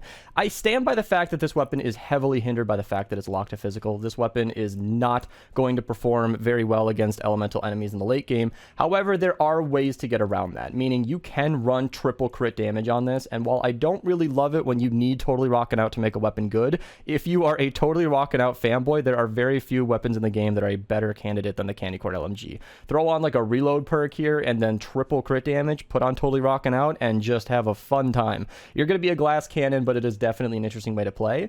And I don't recommend changing the 6 perk. You can get more damage and you can get more crit rating by making these 6 perks different, but I do believe those candy droplets dropping on the ground, giving you some extra healing while you're in the fight, is kind of more essential than those. However, there are definitely options to make this weapon better if you choose to do so. The Death Ray is a weapon that, as you can see by my perks, is not something I'm going to be spending too much on in today's video. It's essentially like, in my opinion, it seems like a worse Argon assault rifle. Even though the DPS is a little bit higher, the Argon, it performs a little differently, but the Death Ray might be stronger. This could be a little opinion based, but my point is, it is just, if you're going to be using energy cells, I'll just say that you should probably just use the Storm King's AR, and that's kind of it. The Death Ray has its own video. I'll link it below, of course, as mentioned, but I'm kind of going to be skipping over it because it's not going to be helping you too much. The Dragon's Roar is interesting because as of recording this, actually, Lunar Llamas are what's available. Now, this won't be true in the future, but it's basically a piercing AR that can affect lots of enemies at once, and it was really interesting back in the day because it had Affliction, which most weapons, didn't have. It was kind of a new thing, and you can have those Roman candles, so it's a very fun weapon, very interesting, but it has a bit of a quirky fire rate. For a semi-auto weapon, it's a little annoying to use in my personal opinion, but you can definitely have a fun time with it. So if you find yourself playing a nature mission, maybe you might want to try out the Dragon's Roar, but I don't know. The drum roll is a fantastic example of changes that have made this video worth recording, so I appreciate you tuning in for the updated video because the Founder's drum roll has definitely gotten a bonus. Now, back back in the day, it had a 6 perk that gave it headshot eliminations, cause an explosion. In fact, now that I'm recording this, I believe I saved the very last drumroll that I ever crafted because it had that old 6 perk, which isn't really good for anything. The new 6 perk is better in every way, but, you know, when you have a weapon that's now legacy, it's just kind of fun to save it. In the drumroll's case, every 10th round increasing your damage by 15% is really nice. 40 rounds in, you can get a 60% damage bonus, and that is really, really good. So, of course, I have a mag size perk on this because it has, you know, 87 rounds. Not to mention, I use assault ammo recovery, which essentially adds 31% rounds back on top of that. So, I'm essentially shooting for over 100 bullets before I have to reload, which means a huge amount of my bullets are getting buffed by that 6 perk. So, whenever you hear a loud bursty sound whenever you're shooting this weapon, I don't know if I'm going to be able to get good gameplay for that, your weapon is just getting 15% stronger, 15%, 10 rounds later, 15%, 10 rounds later, and it just gets better and better. And the drumroll is, if you are not well informed, basically a reskin sort of the Bobcat of all things. So for those of you who don't know, Founder's weapons are generally reskins. As you saw earlier, the Nocturno is a reskin of the Siegebreaker, and the drumroll is basically a Bobcat. I don't have any of these that have the exact same perk, so it's not going to show as well, but you can just kind of infer here that the damage is very, very similar. They both have a base 50 mag size. They have a very, very similar reload speed, and they're not exactly the same, but they are very, very close to each other, and that is definitely a good place to compare the drumroll to. Just know that it is it's a unique weapon, and it's definitely gotten better. The Gamatron 9000 is an AR that is essentially unchanged since my last video. In fact, I'm going to chain together a few of these. The Gamatron, the Gravedigger, and the Mercury LMG are all, you know, just stronger than they used to be, basically, or unchanged at all, and they're all just good weapons in general that are definitely worth using. The Gravedigger is an old favorite. I know we all love to see it, but it is unfortunately not something that has fared well in the world of power creep. All of the weapons around it have gotten stronger, while it got a measly 3% damage buff and has been mostly kicked to the curb. Unfortunately, I love this weapon. It's one of my near and dear favorite weapons of all time, but it is just not exactly a powerhouse. It's, as I mentioned earlier, with the other weapon, it's basically about a B or a B plus weapon. It's not really going to be ranking too high. The Hacksaw, however, is not a B+. It's more of like an A or S tier weapon. A lot of people have kind of argued with me because they tried it in game and didn't really experience what I was saying. This is more of a mathematically good weapon. On paper, it is really strong, but in practice, you need to run fire rate damage because there is no crit rating perk. You can't run a crit build on this weapon, which definitely holds it back. Fire rate and damage is mathematically identical to crit rating crit damage. However, in practice, it means you're just going to be draining your magazine, shooting more bullets to do the exact same amount of damage that a crit build would have done anyway. So a lot of people in game are shooting tons and tons of bullets and killing enemies how they feel to be slowly, even though it's actually quite fast. So it's a weapon that you kind of need to know what you're getting into to have fun with, but it is definitely a strong weapon. The Hammer Crush is once again, you know, I gave the disclaimer earlier that the Nailer and the Ranger were out of my scope, but the Hammer Crush is a weapon that I am definitely interested to take a look at some point because it is not a weapon that I've really tried much. I leveled this up because I was using it on my Twitch stream, link to that in the description below, and it was definitely good. It actually one-shots a lot more effectively than I thought, but I have not dealt with this weapon significantly, you know, enough to really give you a good perspective on it. I don't think this is a top-tier weapon. If it was, it would have shined, and I would have known that immediately, but it's definitely something that's worth having fun with, so, you know, we'll leave that one open to interpretation later on. Hydra and the Rat King are two weapons I'm going to cover at the same time, because there is, you know what, I don't actually think I have a Rat King leveled up. Oh my goodness, I don't even see it. Yeah, after looking through my inventory, it seems like the Rat King, I must be either blind or it's in my collection book. But the Hydra and the Rat King are two weapons that shoot shotgun shells as an AR. They are slow firing, high damage weapons, and they perform very similarly. Both of them I've used just double crit damage and reload. You run first shot Rio in the lead, and you can just crit on every single hit. And there is that new fancy 6 perk where 5 hits in a row can cause a small explosion around a target, which with a Hydra shooting what I believe to be, whatever it says here, a tight cluster of pellets, can basically trigger that explosion on almost every single shot, which is really, really cool and can make an old weapon even more interesting. But it does definitely require first shot Rio for that 100% crit chance. Otherwise, it's just a very, very substandard weapon. Just like the Lynx. This is a weapon that I tried in a recent video and it underperformed. It's just a burst weapon that exists. It's outclassed by the Gamatron and the Razor Blade, and it's just kind of not my most recommended weapon. As for the Pain Train, this is a weapon I should have mentioned earlier with the Mercury LMG and the Gravedigger and the Gamatron, where it is essentially unchanged. It is just as strong as it always used to be. That stacking damage and crit rating can both be very, very effective, and it just is a weapon that gets stronger the longer you shoot it, assuming you're not shooting it longer than 15 bullets, because that's as strong as it's going to get. It can definitely buff its own damage, and it makes it a very, very, very powerful pick. It's right about in line with the Siegebreaker in performance once you get down to it. So yeah, if you haven't used the Pain Train, I highly recommend it. I did just casually mention the Razor Blade is good, which is a weapon I've harped on in the past, but I can't ignore it. After using it recently, it is really quite good. The math is hard to work out because that fire rate is tricky. This is a burst weapon, so I don't know if Epic is factoring in the time between bursts. I don't know if that fire rate is just how fast the bullets are shooting for the 3-round burst that you get.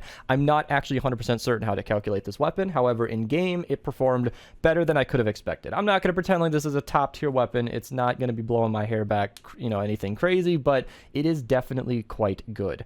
Now, the Swan is a weapon, we're skipping over the Siegebreaker, mentioned that earlier, is a weapon that is kind of, I don't know, I'll just call it a B tier. I'm not going to waste too much of this video on it. It is a weapon that has some interesting 6 perks, each shot upping the fire rate, damage, or crit rating, depending on what you got, and it can be fun to use, but I've never been convinced that it's a top pick weapon. The Terminator is basically the Hacksaw, but it can run a crit build, and even that doesn't save it. Its DPS is strictly lower. It is an inferior weapon to the Hacksaw every single time I've ever done the math, other than the fact that you do have a crit build on it, which is nice. You won't have to waste as many bullets, but it unfortunately does not save the weapon. The Floor Flusher is definitely a last but definitely not least weapon. It's not literally the last here, but it is extraordinarily strong. In my updated top 10 video, I actually ranked this weapon tied with the number 2 slot. Now, the number 2 slot on that video was sort of an asterisk section where it wasn't literally top 2 weapons. It was basically weapons that in certain circumstances can be amazing, meaning the Floor Flusher against a normal non-elemental enemy is doing about as much damage as the Siegebreaker. It's relatively unimpressive and it's nothing really to write home about, but my goodness, when you factor in that 44% damage against, the elemental enemy that it should be shooting at, in this case against a water enemy, it is literally over 300,000 DPS. Now, I've strayed away from numbers in this video a lot. We do use a calculator and I am very well informed when I talk about this, but in this case, I will say this weapon goes from about a 220,000 DPS to over 300,000, which, if you want a frame of reference, the Nocturno is one of the only other weapons in this entire list that can actually break that 300,000 barrier, and weapons like the Siegebreaker are hovering around about a 217,000 DPS. So 300,000 is monumental, and if you've ever used the Floor Flusher with the correct element and the correct 6 perk against the correct elemental enemy, meaning nature, water against a water enemy, it is an absolute monster. I, of course, have 3 of these just to cover all of the different elements because this weapon is so strong. The Grunt is a weapon that is definitely new to this series because I did not cover it in my previous Best ARs video, but it is kind of, it's a fun weapon. It's not my personal taste. It's kind of a DMR kind of thing where you're shooting 8 bullets. It's a semi-auto weapon and it performs well enough. It's kind of an okay defender weapon if you want to use an assault weapon defender, but I thought that I would love this weapon a lot more. In my opinion, it is exactly a fun weapon sometimes, and mathematically, it does do really good damage. So if you're okay with a DMR style weapon, it's basically a single shot version of the Bundle Bus, but with the Bundle Bus shooting 8 rounds in a burst makes it pack quite a punch. So the Grunt is kind of an inferior version in my opinion, but it's just not really my playstyle, so your mileage may vary. The Tiger is a weapon that I'm just going to be brief with. I'm running a crit build on this for some reason. This is just the last time I use this weapon, but it is a very accurate, fully auto weapon that performs surprisingly good. I don't have much to say about it as it's not really a top threat weapon. It's not it's not top on the charts or anything, but it is a weapon that I made a video on recently, and I'll let that video speak for itself because it's an interesting weapon to say the least. The Wraith is a weapon that I mentioned at the very beginning of my last assault weapons video, and that's because it's sort of a controversial pick. In my opinion, it is not worth the hype. In a lot of people's opinions, they've, put it in their own videos and ranked it number 1 AR, and it's just not. The DPS is very similar to the Siegebreaker. I believe it's slightly more. I'm not 100% certain on that. But the problem I have with this weapon is the inaccuracy, meaning you essentially have to be standing still in order to get a consistent spray out of this weapon. After about 10 shots or any amount of movement, it is spraying all over the place, and I don't really agree with people suggesting that you should shoot slowly to make this weapon better, because the slower you shoot, the less damage you're outputting, and it just makes it a very clunky experience in my opinion. However, lots of people really like that crit chance, and the fact that it can have such a high crit chance means it can 2-shot many enemies very, very efficiently, and it can even 1-shot many enemies depending on your crit or headshot accuracy. So it can perform very, very well, but when you're going up to the true test against a smasher or a mini boss, Plus, you definitely have better options. So I am not saying the Wraith is a bad weapon. This is definitely, like, it's even a weapon that made my top 10 list. It's just not the #1 weapon that a lot of people think it is. Now we are down into the weapons that I don't have 130, which is typically a bad sign. So we're going to make this a little quick. The Duet is a very dramatic weapon on my channel. I have loved and hated this weapon at different times in my life, and to this day, I am uncertain. It is a weapon that it made me so disappointed that I collection booked it day 1 of its release, but in previous uses, I found that bullet shrapnel can make it pretty good in crowds of enemies, depending on how you use it. I went way more in depth in its own video, link below of course, and I'm just going to leave it there. The Duet is definitely a weapon worth using if you're at all interested. It looks insanely cool, but I've never been convinced that it's anything too insane. Now, the Hunter Killer and the Buzz Cut, I'm not sure why I don't seem to have a copy of the Buzz Cut around here, but it might be in my collection book. They are the same weapon, as the Buzz Cut is a scavenger version of the Hunter Killer. Again, it's just a semi-auto weapon that is rather unimpressive. I'll let its video down below speak for itself. And coming close to the end here, we have only got about 3 more. The Steam Piston is, again, just a semi-auto weapon that performs well enough. It's a steampunk AR, and it's very, very cool in its design, but it actually performed really well. I will say that. It's not a weapon that shoots fast enough to really satisfy my playstyle, but it impacted really, really well, and it definitely one-taps a lot of normal enemies, but it behaves very similarly to the Wraith, except that it shoots a lot slower. With the last 2 on my list, I'm going to actually do the vacuum tube rifle before the end here, because the vacuum tube rifle is a weapon that should have been mentioned a lot sooner, because this is a weapon I don't currently have 130 in my inventory, but it is a very, very good weapon, because it is a prime example of those 6 perk changes, which we've mentioned several times today. But one of the 6 perks you can get is eliminating an enemy chains lightning, and that is super, super lovely. For a weapon that is already a semi-auto, you're not really going to be spraying it into a crowd of enemies, killing tons of things, but with that chain lightning, you are just passively eliminating 6 extra enemies at a time per elimination, which makes it really, really nice to use and is a very, very strong pick. Definitely a strong weapon that I wish I had leveled up. And the Vindertech Pulsar is essentially just a underwhelming AR. I'm not going to be mentioning it too much. It's just a burst energy weapon that is not exactly going to be anything to write home about. So there it is. The best ARs in Fortnite Save the World. These videos take a ton of work, and I do intend to finish the rest of this series should this video be well received. So if you guys want to see anything else, comment down below. I want you guys to comment and thumb up any video you want me to cover regarding like the best pistols, snipers, SMGs, shotguns, whatever you guys want next.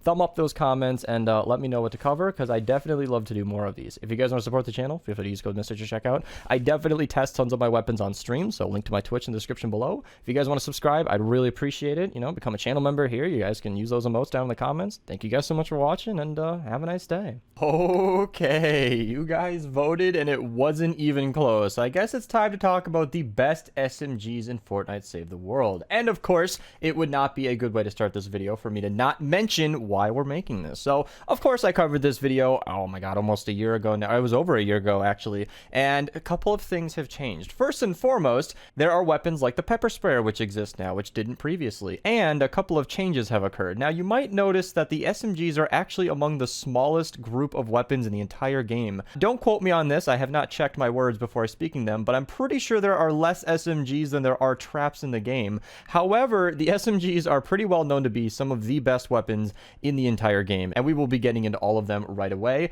And I also want to say right away that as of my Vindertech Blazer video going out, I have covered every single SMG in the game on my channel. The best perks for all of these weapons will be linked down below. Even if you're not interested in the best perks for those weapons, it's still going to cover, like, you know, how they perform, what they look like. You can see some gameplay that I might not show in today's video, so I still think it's worth checking out if you're interested. Now, of course, as you can see here, the Founder's Quickshot and Thrasher are very similar weapons. We'll get into that later. They have gotten a serious buff. The Riptide is up there just alongside it, as it is the scavenger version of the Thrasher, and the Lightning Pistol has more or less come into play, even though it was already a pretty strong weapon. So let's get into some of these best weapons, and honestly, I think the best way for us to start is just alphabetically. So we're going from the top down here, and I'm going to go through them as we see. So, the Blastotron Mini. This is a weapon that I kind of did dirty in the fact that I didn't really put it in my new top 10 list, and that was frankly a mistake. I actually corrected this in the pinned comment, and it was less of a mistake than it was an oversight. Like, this weapon definitely deserves to be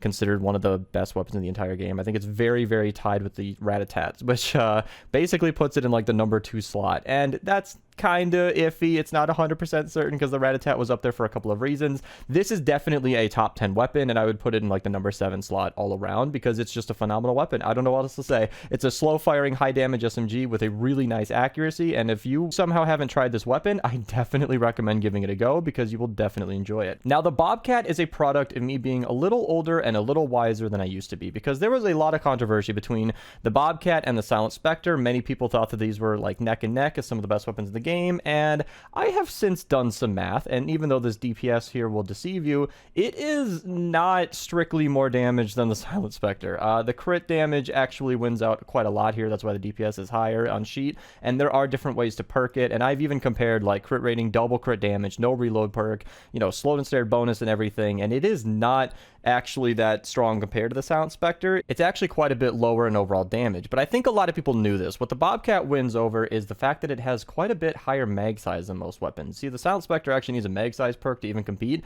50 base magazine size is really, really nice, and most SMGs have about 30 to 35-ish. So that is a really, really nice amount of mag size, and it does have a very slow reload, so you're going to need a reload perk on this weapon, but with a reload perk, the Bobcat is actually just, again, one of the better weapons in the game. I don't think it's as amazing as the Silent Spectre. I don't think it really compares like everybody used to think it did. So while I don't think this is like a top 10 weapon in the entire game, it is definitely a solid SMG. The Dirge song is going to be one of our first letdowns of the video. Unfortunately, as with some of the black metal weapons, it is really weird. I'm surprised that it's even classed as a pistol because it's more of like a burst pistol, but it's a 9-round burst weapon. So it's kind of like a weak bundle bus with really bad damage drop off. And there is a redeeming 6 perk, which can give it extra damage against nature enemies, and that would definitely help if you're fighting nature enemies. And then you can even swap up that bottom 5th perk to like a reload perk, which would be nice, but 1.8 is already very good. So it's kind of a quirky weapon, and again, that's where the video down below will get way more to detail than I will today. I'm just going to say for today's purposes that it is kind of a weapon that you can comfortably forget, even if it is pretty interesting. Alright, thanks to the alphabet, we'll be getting to the quick shot and the thrasher very early on in the video. So the quick shot and the thrasher are pretty basically the best SMGs in the entire game. I'm not really going to try to dance around that at all. I have mentioned, like in the past, I've ranked like the rat-a-tat and the hemlock higher, but those are for very specific circumstances. The rat-a-tat has a stacking damage and stacking crit rating perk that can really bring it ahead because of its perk choices, and we'll get into that in the hemlock in a second. But I think, you know, just basic weapon damage, meaning there's no funny business, you don't need to ramp up your damage, just right out of the gate, the quick shot is the best SMG in the entire game. It's just, you know, it is what it is. And you can see based on the perks here, they are effectively identical. What the quick shot has going for it is one more crit damage perk. That's why the numbers are a little bit different up here. You see it has a higher crit damage, and it has a different 6th perk, which definitely matters. Not only does it buff its damage while you're shooting, but your reload speed. Meaning if you empty out your mag size in a full spray and you're not really stopping for anything, when you reload, you're going to reload so quickly that sometimes that bonus can still be active. So this has a huge damage buff on top of an extra crit damage perk, which gives it a little bit of an edge over the Thrasher. So if you have the Founder's Quick Shot, it is basically a direct upgrade of the Thrasher, other than you will be missing out on affliction damage, which seems to be a reoccurring bug that the affliction bonus is doing quite a bit more damage than Epic seems to intend. And if that ever becomes permanent, I do personally think affliction is a little bit more fun to play with, but raw damage output is definitely just in the Quick Shot's favor. So I'm not going to get too far into these weapons, even though this is the best SMGs video and this is the best SMG. But yeah, these weapons, in my opinion, kind of speak for themselves. They are essentially the golden standard. The Hemlock is interesting because on its, you see I have many copies of the Hemlock because the 6 perks just keep changing around. Back in the day, I used to have the each shot grants shield, and that was definitely great. Then they added Blast from the Past, and then I swapped all 4 of my schematics to Snare. Then they added the Shrapnel 6 perk, and that was kind of cool. And I didn't really go for it, but I did find myself with a copy of one, so I leveled it up because why not? And then I used a core reaper to get the landing 5 hits in a row because that is what makes this weapon interesting. You see, the Hemlock is a very strong weapon. I'm not going to downplay it at all. This is seriously a top contender, a heavy swinging weapon, but it is a little bit boosted by that 5 hits in a row, because if you take 70%, divide that by 5, I believe it's a 14% damage buff, which in general isn't really much of a bonus. If you're just shooting normal enemies, most of them are dead before that first 5 shots anyway, because, you know, it's the Hemlock. But if you're shooting against a fat enemy or a mist monster or a mini boss or a, you know, a smasher especially, those are the enemies that are definitely going to take take a lot more than 5 hits. And that 70% bonus damage on top of it essentially gives the Hemlock an all-around 14% damage buff. And on top of that, it'll be hitting the enemies around the target that you're shooting at, which can make it a lot better even yet. And with that bonus, it actually edges out the Thrasher DPS-wise. Now, that's just damage per second. These are just on-paper numbers. But when you're using that 5 hits in a row, it definitely makes the Hemlock, well, quite a bit better. Now, the Lightning Pistol is inappropriately named Lightning Pistol, seeing as it has now been changed to an SMG. This isn't exactly new news, but what is interesting about this weapon is you'll note the exact same perks it has as my Thrasher, and the fact that it has a higher DPS. Now, I don't always call to this DPS number. This is not how I rank my weapons, but when weapons have the exact same perks on them, you can actually use that. You can actually use that number fairly consistently, and you'll note that it's just a little bit higher than the Thrasher, and that is not a mistake. The weapon is stronger than the Thrasher. However, anybody who knows anything about vacuum tube weapons will know that this weapon is locked to nature, and that is why I say that the Thrasher is just better. Technically speaking, if you are going against, neutral physical enemies or water enemies, the Lightning Pistol can be better, but it's throttled by 2 things. It'll do less damage against nature and fire enemies than the Thrasher would, but it's also, shooting energy cells. And I know that that's not exactly fair. Some people don't care. I am one of those people who doesn't care, but it's kind of impossible to ignore the fact that the Lightning Pistol is strictly more expensive of a weapon.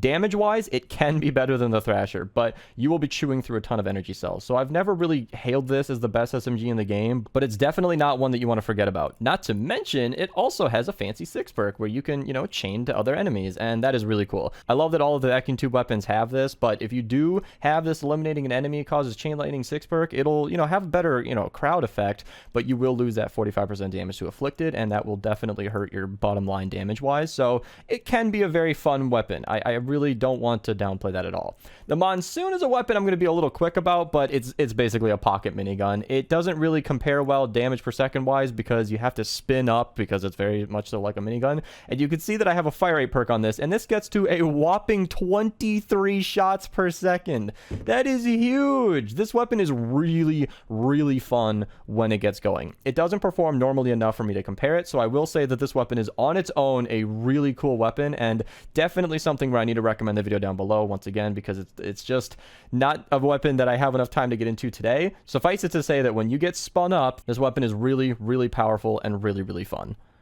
The Papa Bear is a brand new addition, kinda, to this video. So this is a weapon that kinda didn't exist before I made this video. It was added after my previous video, kinda, because, I keep saying kinda, because it is, well, essentially a clone of the typewriter. I have very different perks on these because I was screwing around with a double fire rate build, which, interestingly enough, is technically higher DPS than what's over here, but because it's double fire rate, you're gonna be chewing through all your ammo instantly, and it's just never recommended. But my point is, it's basically the same as the typewriter. The typewriter is a very good-ish, B tier weapon. It's nothing exceptional. It's not a hugely insanely good weapon or anything. It's not a sleeper pick, but it is a weapon that you could pull out one day, not having used it in a long time, and wonder to yourself, why does nobody talk about this weapon? So I definitely, if you have the Papa Bear, I have not put this in the collection book for a reason, because it's actually kind of good, and I definitely enjoy using it sometimes.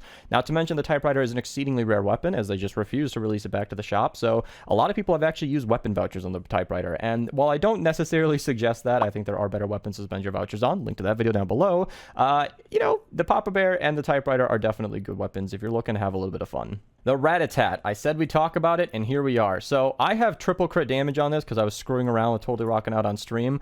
You can tell a lot of these weapons that I don't use often because my perks are still weird, but I mentioned this weapon can be better than the Thrasher. So it is definitely a good weapon. It's a weapon that's been good for a very long time. It compares really, really well to some of the top SMGs in the entire game, and the difference is this new each shot grants damage or crit rating can be very, very effective. And if you run like a normal, I believe you put a crit rating perk on this, and you have that stacking, if I can find it, and if you have that stacking crit rating perk, it can be a lot more damage than the other SMGs, exceeding that 300,000 DPS mark. I mentioned that in the AR video, where I am really not sharing a lot of numbers. I do use a calculator for a lot of my numbers here, and when I compare these weapons, it's not really an opinion, but I just want to say that the Thrasher, my golden example, is about 244,000 DPS. The Lightning Pistol with the right element is around about 250, 260,000 DPS, and the Silent Spectre, which many of you are probably very familiar with, is around around about 230k. Well, the Rat Attack can get up to 330,000 DPS, which again, if this is just a lot of numbers, this is why I don't share them. That might be confusing to some of you. My point is this weapon can be very, very strong about 15 shots in. So you have to ramp up that damage every single time, which isn't exactly practical. So it's technically capable of being the strongest SMG in the entire game, hands down, but you kind of have to set yourself up for that, and it's not going to always be active. It's kind of like how Totally Rockin' Out is the highest DPS you can reach, but you need to actually activate that team perk in order to benefit from that. So it's a tricky weapon to understand. However, the Rat-a-tat is definitely not to be ignored if you want to get into it. I did forget to mention the Riptide earlier, but it's basically the Thrasher. It has literally the only difference is it's a scavenger weapon, and it's slightly cheaper. It has a weirdly higher impact, which is so negligible it's not worth mentioning. And it has a base 30 damage rather than 31. So it's around about 3% weaker than the Thrasher, but a lot more efficient. So if you want the power of the Thrasher, but you're on a little bit of a budget, the Riptide is a perfectly capable weapon. The Silent Spectre does not need much more attention. I think everybody knows that this weapon is a beast. It is essentially everything great about the Thrasher, except that it's about 7.3% weaker. This DPS number here is to be ignored because crits work a little bit differently on these weapons. However, the Silent Spectre is just a fan favorite for a long time. It was the best SMG for a very long time. It has mathematically been dethroned by the Thrasher, but it is still phenomenal. I pull out the Silent Spectre myself almost every other stream. It's a very fun weapon, and I don't want to downplay it at all. A lot of people were messaging me that they were recycling their Spectre once I made my video on the Thrasher, and I was like, stop it, stop it. This weapon is still amazing. If you have a copy, please keep using it. But it's not a new enough weapon for me to waste too much of today's video on. I did make an updated video on the Spectre, so if you want to get all of the news about this weapon since its most recent change, link to that below, of course. The Pepper Sprayer is the new addition to this video, alongside the Trinity, no doubt, and it is really interesting. So damage-wise, since I gave you some numbers earlier, I will mention that if the Thrasher is about 244 DPS, 244,000, the Spectre's around about 230, the Pepper Sprayer is about 187,000 DPS. Now, that is a shockingly lower number. It is strictly weaker, and I'm talking crit rating, double crit damage, affliction bonus, and everything this weapon underperforms. But it has two very big things going for it. First and foremost is the reload speed of 1.5, and the second one is the range. Now, the range is kind of a two-parter, meaning it has the range and the accuracy to be kind of like an assault rifle. Like, it has a really good long-range attack, and having a base 34 mag size on top of that is, a little bit more than 30, as you will, and it is really nice. It has that 9.9 base fire rate, and the base stats on this weapon are just insanely good. So you can do a total crit build plus affliction or whatever, slowed and snare, whatever you got going on, and you can definitely make this weapon just all damage and not even worry about it. So yes, its damage is quite a bit lower than the other SMGs, but its range and accuracy makes it a super easy, super fun weapon to use, and with a 1.5 reload speed, you won't be out of the fight for very long. So this is just a weapon that reminds everybody watching that damage isn't everything. And the Trinity is... I am so disappointed in the Trinity. I'm not going to try to hype this weapon up. It has a really interesting way that it runs. So it fires in 4-round bursts, but in my experience, sometimes it was firing in 3-round bursts, and it is a good weapon. I'm not going to, I'm not going to knock it at all, but it has a very hard accuracy to control. It's firing in a burst, and if you move at all, you might not hit all your shots, and I have personally never been able to make the Trinity work, but I can't ignore its existence. It is definitely a fun weapon, and I recommend you trying it out yourself. Don't necessarily take my word for it. If you have a copy of the Trinity and you were one of those lucky few, go ahead, power it up and give it a go, but you might be disappointed. Now, the Blazer is the weapon that actually delayed the upload of this video because I went to record this and was like, wait a minute, I forgot to cover the Blazer, and it's, it's good. It's definitely better than people, give it credit for. It's a weapon that often gets forgotten, but it's not so good that I'm going to justify using a bunch of energy cells to use it, and that's kind of where this weapon rests. It's a burst, base game, technically event, Vindertech weapon, and it's not, a very rare weapon. It's available in the mission alerts constantly. I cover them every day on my channel, subscribe for more. But it's, not exactly. It's more of like a B or a C tier weapon. It's not anything to be writing home about. Now, the Viper is a weapon that I always feel a little bit bad about because in my original at Best SMGs video, I actually noted that the Thrasher and the Riptide had some serious potential to be the best SMGs in the game, and look at where we are today.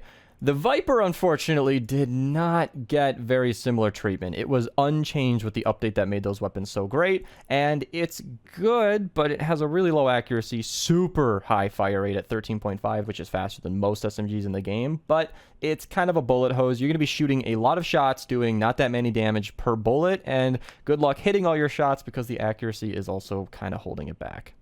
And believe it or not, that sums it up for every SMG in the game. I know, I told you, there weren't that many to talk about, but as you can see with the power of SMGs, I've got 6 Hemlocks over here, 6 Pepper Sprayers, 5 Silent Specters, and that's not me flexing, that's me saying these weapons are so good they're worth powering up more than once. I have them for different elements, different 6 perks. I like to use them in all of the different situations that make them good. I didn't even mention the Pepper Sprayer has that standing in place bonus, which can make it kind of interesting. So the SMGs might be a small group of weapons, but they are loud and proud and very diverse. So they are very, very interesting and among my favorite weapons in the entire game. Thank you guys so much for watching. These videos do take quite a bit of extra work. So if you guys want to use my code in the item shop, I really do appreciate it. It helps support me. Subscribe to the channel if you made it this far. I really do appreciate it. Follow my Twitch, link in the description below where I test a lot of these weapons. Become a channel member here if you guys want to support me even further. Thank you guys so much for watching and have a nice day. All right, guys. Well, recently I talked about the... Oh, dear. I am so sorry about the wait. Let's talk about the best shotguns in the game. Now,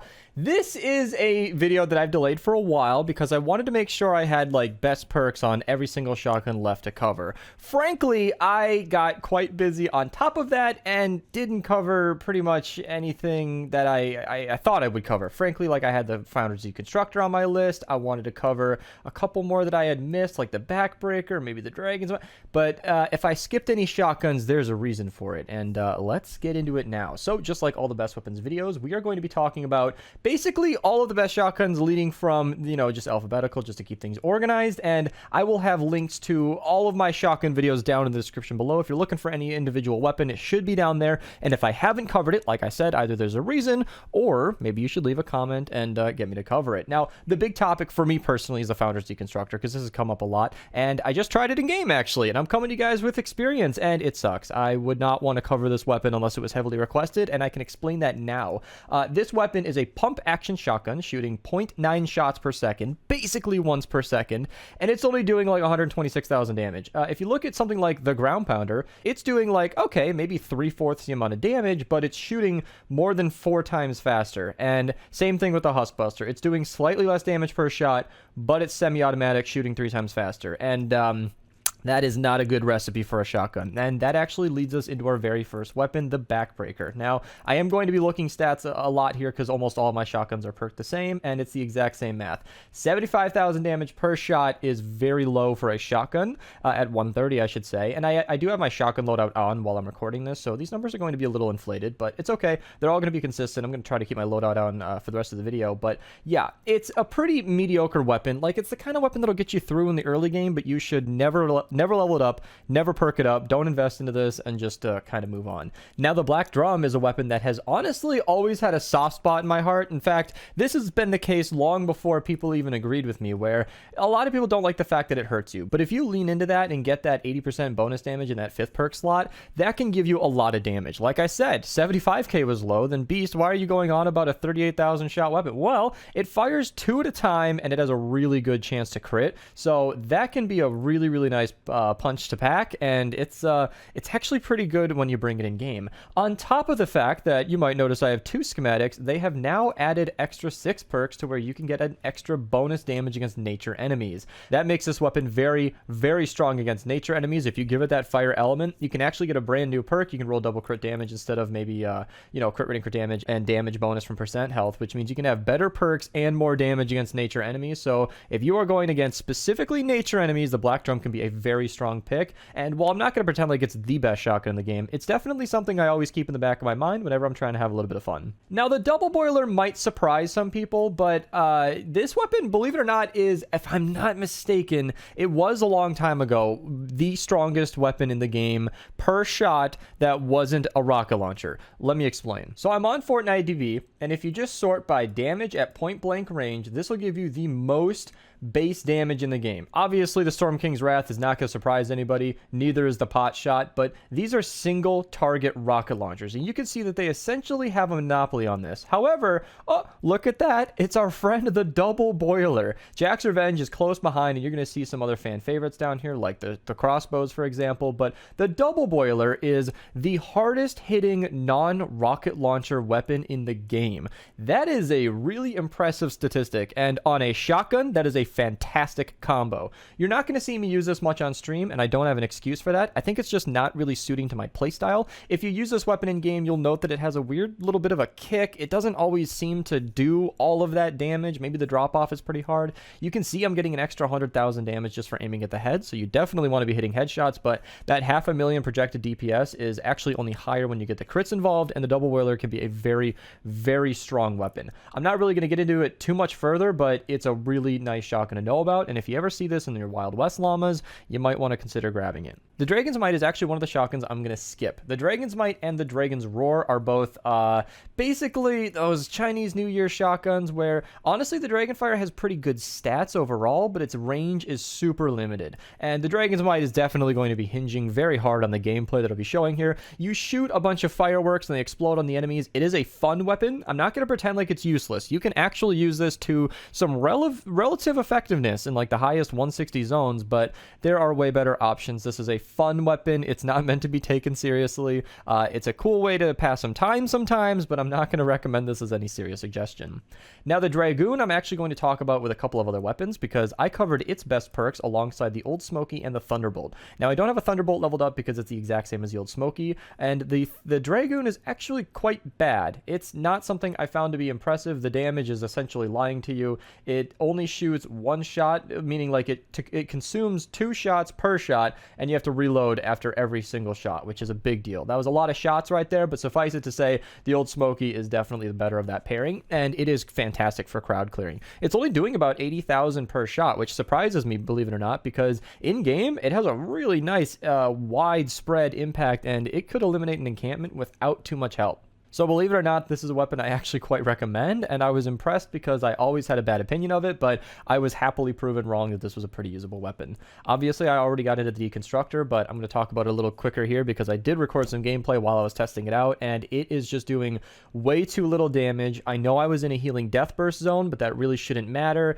It was just not impressing me. I'm just saying that there are weapons like the Ground Pounder and the Huskbuster, which are immediately after this one. You'll see what I mean in a second.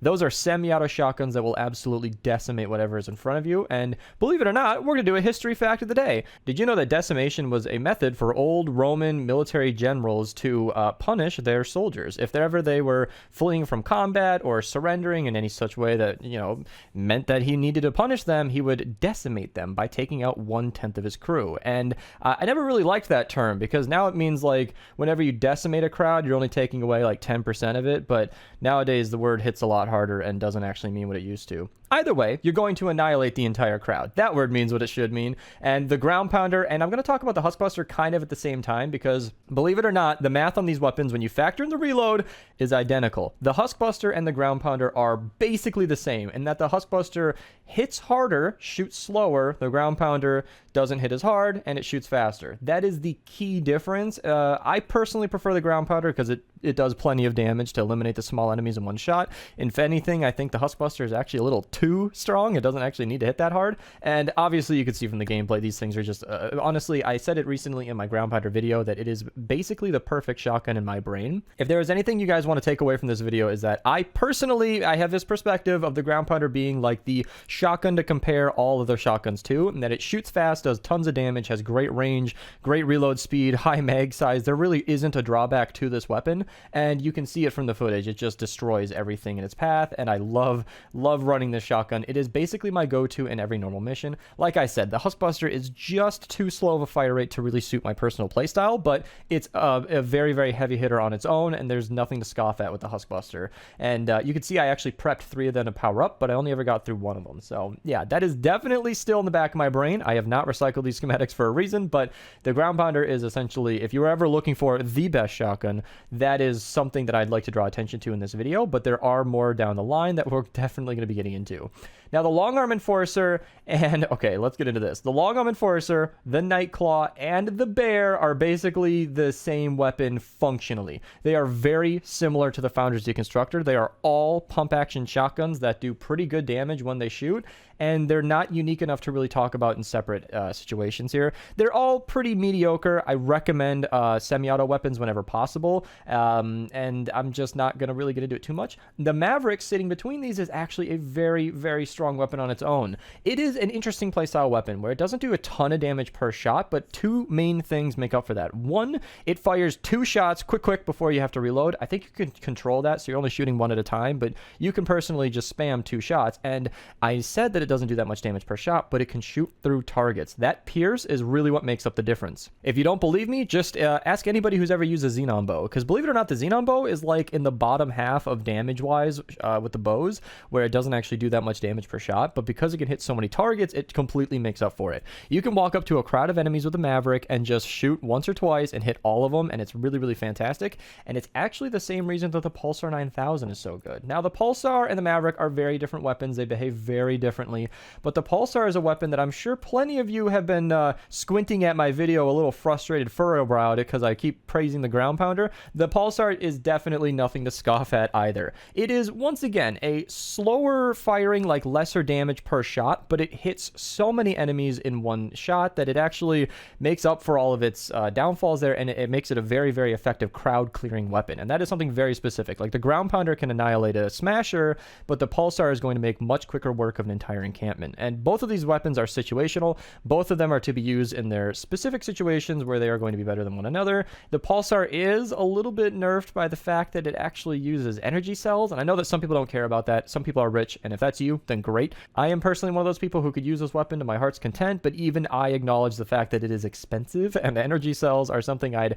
rather save for like the Deatomizer or the Storm King's Wrath, assuming somebody might need a Storm King run or something. And the Pulsar, however, is still a shotgun that is absolutely a force to be reckoned with. Now, I should have mentioned the pop shot sooner, but take everything I said about the ground pounder and Huskbuster and just lump it in with the pop shot and the Stampede for that matter. I didn't mention this earlier, but the Stampede is actually a complete scavenger, like normal version of the Huskbuster. The Huskbuster is a scavenger version of the Stampede, so you can actually throw in the Stampede and the pop shot in with everything I said about the Huskbuster and the ground pounder. All of these are semi-auto shotguns that are very, very strong. Now, believe it or not, the Room Sweeper is actually the highest damage per second divided by reload speed shotgun in the entire game. I know that that was a lot of words, but if you take all the damage you're outputting and you factor in the time you're spending reloading, it's actually the highest DPS. Now, it also has some of the shortest range of all of the other shotguns. It is not going to be doing too much damage to anything outside of spitting distance, and that's fine. It's a very, very fun shotgun. It's going to burn through all of your ammo, but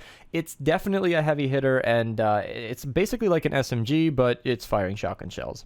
Now, the Staccato Shadow is a weapon that the stream chat and I have often forgotten was actually a shotgun. It behaves so closely to an assault rifle that is basically what it is. That's exactly how it plays. It has a really long range. I believe it's actually fully automatic as well, so you can just hold down the trigger and it'll pierce everything in front of it. It's not going to do a ton of damage per shot, but you have 15 rounds per mag, and it is a very, very fun weapon. Depending on what 6 perk you have, you can actually make the enemies dance, and it actually makes for a really interesting circumstance where you can have that damage dancing enemies, get some bonus damage from that, or you can at least stall them, because if you're in a situation where the enemies are banging on the walls of your defense, you can hit them with something like the Staccato Shadow and they'll all start dancing to where they won't actually be able to attack the walls. It's a really interesting shotgun to use. It does a little too little damage per shot for me to use it in the end game, but it's definitely something that I've never forgotten about, and it's a shotgun I always recommend trying out. Now, the Stalwart Squire made some splashes when it first came to the game because this weapon hits like a freight train. You might note that you can actually run triple crit damage on this thing.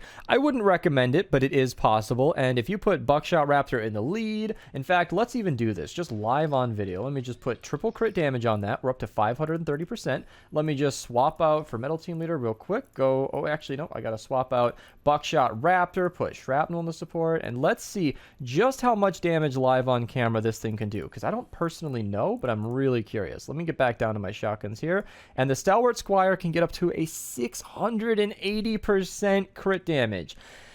That is ludicrous. That is essentially an 8 times damage multiplier, meaning this thing can hit for pretty much like 600,000-700,000 damage, and there are definitely ways to make that even higher. I've heard it critting in the millions, and that's secondhand knowledge. I know that with a full team, you can get these numbers a little different than what I've got here, but yes, this is a very, very interesting weapon. I wouldn't recommend it. It doesn't make it a good shotgun, but it definitely has play. It also has really good pierce, where it's going to be hitting a nice crowd of enemies all at once. So if you slap a reload perk on this instead of crit damage, which is what I personally recommend, you can get a pretty playable weapon. Just note that this weapon has a very low durability. It actually consumes 1 durability point per shot, meaning you're only going to get 300 shots with this thing before it breaks. For reference, I believe the ground pounder has about 900, so does the Huskbuster is a little less because it's scavenger. Most shotguns are not going to break nearly as quickly as this one will, and you're definitely going to feel it. All right, now that I've corrected my loadout, let's talk about what is probably my personal favorite shotgun. I know, I've given a lot of praise to the ground pounder, but that's just what I think is like the perfect shotgun. The Big Shot is probably one of my favorites right here, because this weapon is unimpressive amounts of damage. It hits about as hard as the ground pounder, actually, about 90k. However, this brings up a point that I've mentioned multiple times, and that it can hit multiple enemies. And more important than that, it can actually pierce through Shielder Husk's shields, meaning if you get those bubbles of enemies, you can actually just shoot straight through that thing, hitting all of them at once. And that is a great example of the ground pounder shoots faster and can be a lot more like an SMG in that regard, but the Big Shot can pierce so many enemies at a time that it actually makes up for it, even though it's doing the same amount of damage. And this weapon is awesome. It's definitely unique in the fact that it's an Art Deco weapon, meaning its 6 perks are all % bonus damages to certain elements. That's why I have one for every single element here, and I'm just trying to match up to all the 6 perks as well. And it actually makes for a very interesting dynamic where you definitely want to use this in single element missions, 4-player missions, and it's a very, very, very strong weapon, and I highly recommend trying it if you can get one, because you can research these. Art Deco llamas, believe it or not, as of recording, are actually here today. These don't come around too often, but I'll definitely make videos when they do come around. And the Big Shot, if you see it sitting in your llama, is definitely worth grabbing and giving a try. Oh, the Browbeater. What an interesting one. It's the Spaz 12 of Save the World, except that it doesn't shoot as fast because it's a pump action shotgun now, and it hits like a truck. I say that a lot, but 200,000 damage per shot is a lot. However, the fire rate of 0.89 is really slow, and that is kind of the limiting factor. So it hits really, really hard, but you're going to be waiting per shot. Now, what a lot of people do is they double pump these. They use 2 Browbeaters back to back, back to back, back to back, just swapping between them as you play. That doesn't work for me personally, seeing as I like to play with the Baron and I like to switch to that hammer so I can run around faster. But if you're somebody who's okay double pumping a shotgun, this is a very fun way to play. In fact, we actually did this in a 4-player mission. All of us were running Browbeater when I was streaming one time, and we didn't exactly have too much trouble in that mission. Now, the Tiger Jaw. Oh, such an old favorite of mine. I don't run it anymore for not any good reason. I just haven't thought about it in a long time, but it's a fully automatic AA-12. If you liked, Modern Warfare 2 back in the day, then these weapons are definitely going to be bringing back some nostalgia. The Tiger Jaw is a weapon that is just exactly what I said. I mean, it's a lower damage per shot, but it's fully automatic, which makes it really fun to use. I recommend a reload perk on this because while it's nice to have a higher mag size, you're just delaying the inevitable. So to reload fast, get back into the action, it is a really, really interesting shotgun and great for crowd clearing. I don't have much else to add because it's not going to bring anything to the table that any of the other shotguns don't already do, but seeing as it's fully automatic, it actually plays a lot more like a close-range SMG than anything else. Getting to the last shotguns here, but definitely not the least, the vacuum tube shotgun. I'm going to get it out of the way right away. Yes, it uses energy cells, but that aside, this weapon is really quite strong. It shoots in 3-round bursts, and you can have that chain lightning strike. Now, I don't know if that makes it better or worse, because that extra % damage to Affliction or Slowed and Snared can be nice, but chaining the lightning around all the different enemies around the one that you just killed can actually be a really effective way to eliminate a whole crowd of zombies all at once, and it makes for a very fun shotgun to use. I really enjoy pulling this one out. I don't use it all that often, like I said, because I guess I just need more shotgun diversity, but yeah, this is definitely a fun one to pull out if you guys haven't tried it in a while. And the Woofer, I don't have leveled up because it's essentially a budget pulsar. I think I covered this in its video and the pulsar video, and that damage, fire rate, mag size, in every single way that the Woofer can be improved, the pulsar does so. This is going to look a little tricky tricky because all my perks are blue, but it basically says what I'm trying to say here, and that it does more damage, more headshot, more, I mean, that's the same thing, but more crit chance. Again, that would be fixed with perks, so you can ignore that. But the Woofer has, I guess, a little bit of higher fire rate, but that's not really saving it. That mag size doesn't really get better. I mean, having that much more is nice. Obviously, the Pulsar is shooting more shots per shot, but that's essentially still 5 instead of 4. In every single way that the Woofer could be improved, the Pulsar steps into its place. So I kind of just look at it as a budget Pulsar. Now down here, we do have a few of just repeats, but I do want to point out that the helium shotgun is lurking down here. Now, just like in the SMG video, I believe it was the SMG or the AR, maybe both, I am going to leave a couple of shotguns uncovered. I've already mentioned several of them, but the helium shotgun is one that got a very sizable damage buff after the rework. I've never known this to be a very strong weapon, meaning it's, you know, it used to not do that much damage, now it does, but it shoots a projectile that is slow firing and makes it a little harder to control. So this weapon might be very strong. However, I cannot personally recommend it, as I have personally left that stone unturned. So if there's anything to know there, comment down below, and maybe I'll cover it in the future. If I do, that link will be down in the description below. Now, we still have a couple of follow-up shotguns, seeing as I personally, apparently, don't have everything powered up, but I wanted to bring up the brush off, because this is very similar to the big shot that I mentioned earlier, but it honestly performs closer to the Foundry's Deconstructor than anything else. It doesn't have that crowd piercing, so you are slow-firing, pump action, shooting one enemy at a time. It does a ton of damage, but honestly, that holds it back too much to make it something that I would want to use. And the two-step. I don't have a legendary copy to flex here, but it is actually a surprisingly good weapon. It fires 2 shots at a time, hence the name the two-step, and I'll leave that video down below if you guys want to see some gameplay, but it's actually a really strong shotgun that I highly recommend. I don't have my own copy just because I guess I never wanted to spend any flux on it, but I definitely recommend giving it a go if you have a schematic. And then the Vadertech Disintegrator is very similar to the helium shotgun, just a slow-firing projectile. I was never terribly impressed, but I did do a video on it. Link to that video down below, of course. One last note I want to make is a weapon that I've only ever encountered once when I was using it in Ventures, and that is the Pummeler. While I've never covered this weapon in its own video, I do want to add that this is another stone I've left unturned. I did have a very good experience with this weapon, where it was actually doing quite a good amount of damage, but it is a pump action shotgun, which could potentially hold it back. Once again, I just want to add that I don't totally know about this weapon, but it could be pretty good. Whew, thank you guys so much for watching. Hope you guys enjoyed. Feel free to use code Mista at your checkout if you guys want to support me. Subscribe if you guys want to see more videos like this. Comment down below what you think. If you guys want to follow down below on Twitch, that's where I test out a lot of these weapons and hang out with you guys. Thank you guys so much for watching, and have a nice day. All right, we're going to be switching gears with the best weapons series. So I've remade the SMGs, the ARs, and the shotguns now, and I say switching gears because generally I'd hold a vote and then go through all the weapons. But honestly, I'm feeling the traps this time, so we're just going to cover this real quick. And there are some actual major changes. Like, I honestly don't even remember if the anti-air trap existed in my previous video. It probably did, but that got changed. The gas trap got changed. Superchargers are a thing. The ceiling electric field can be energy now. We got some things to talk about, so let's get into it.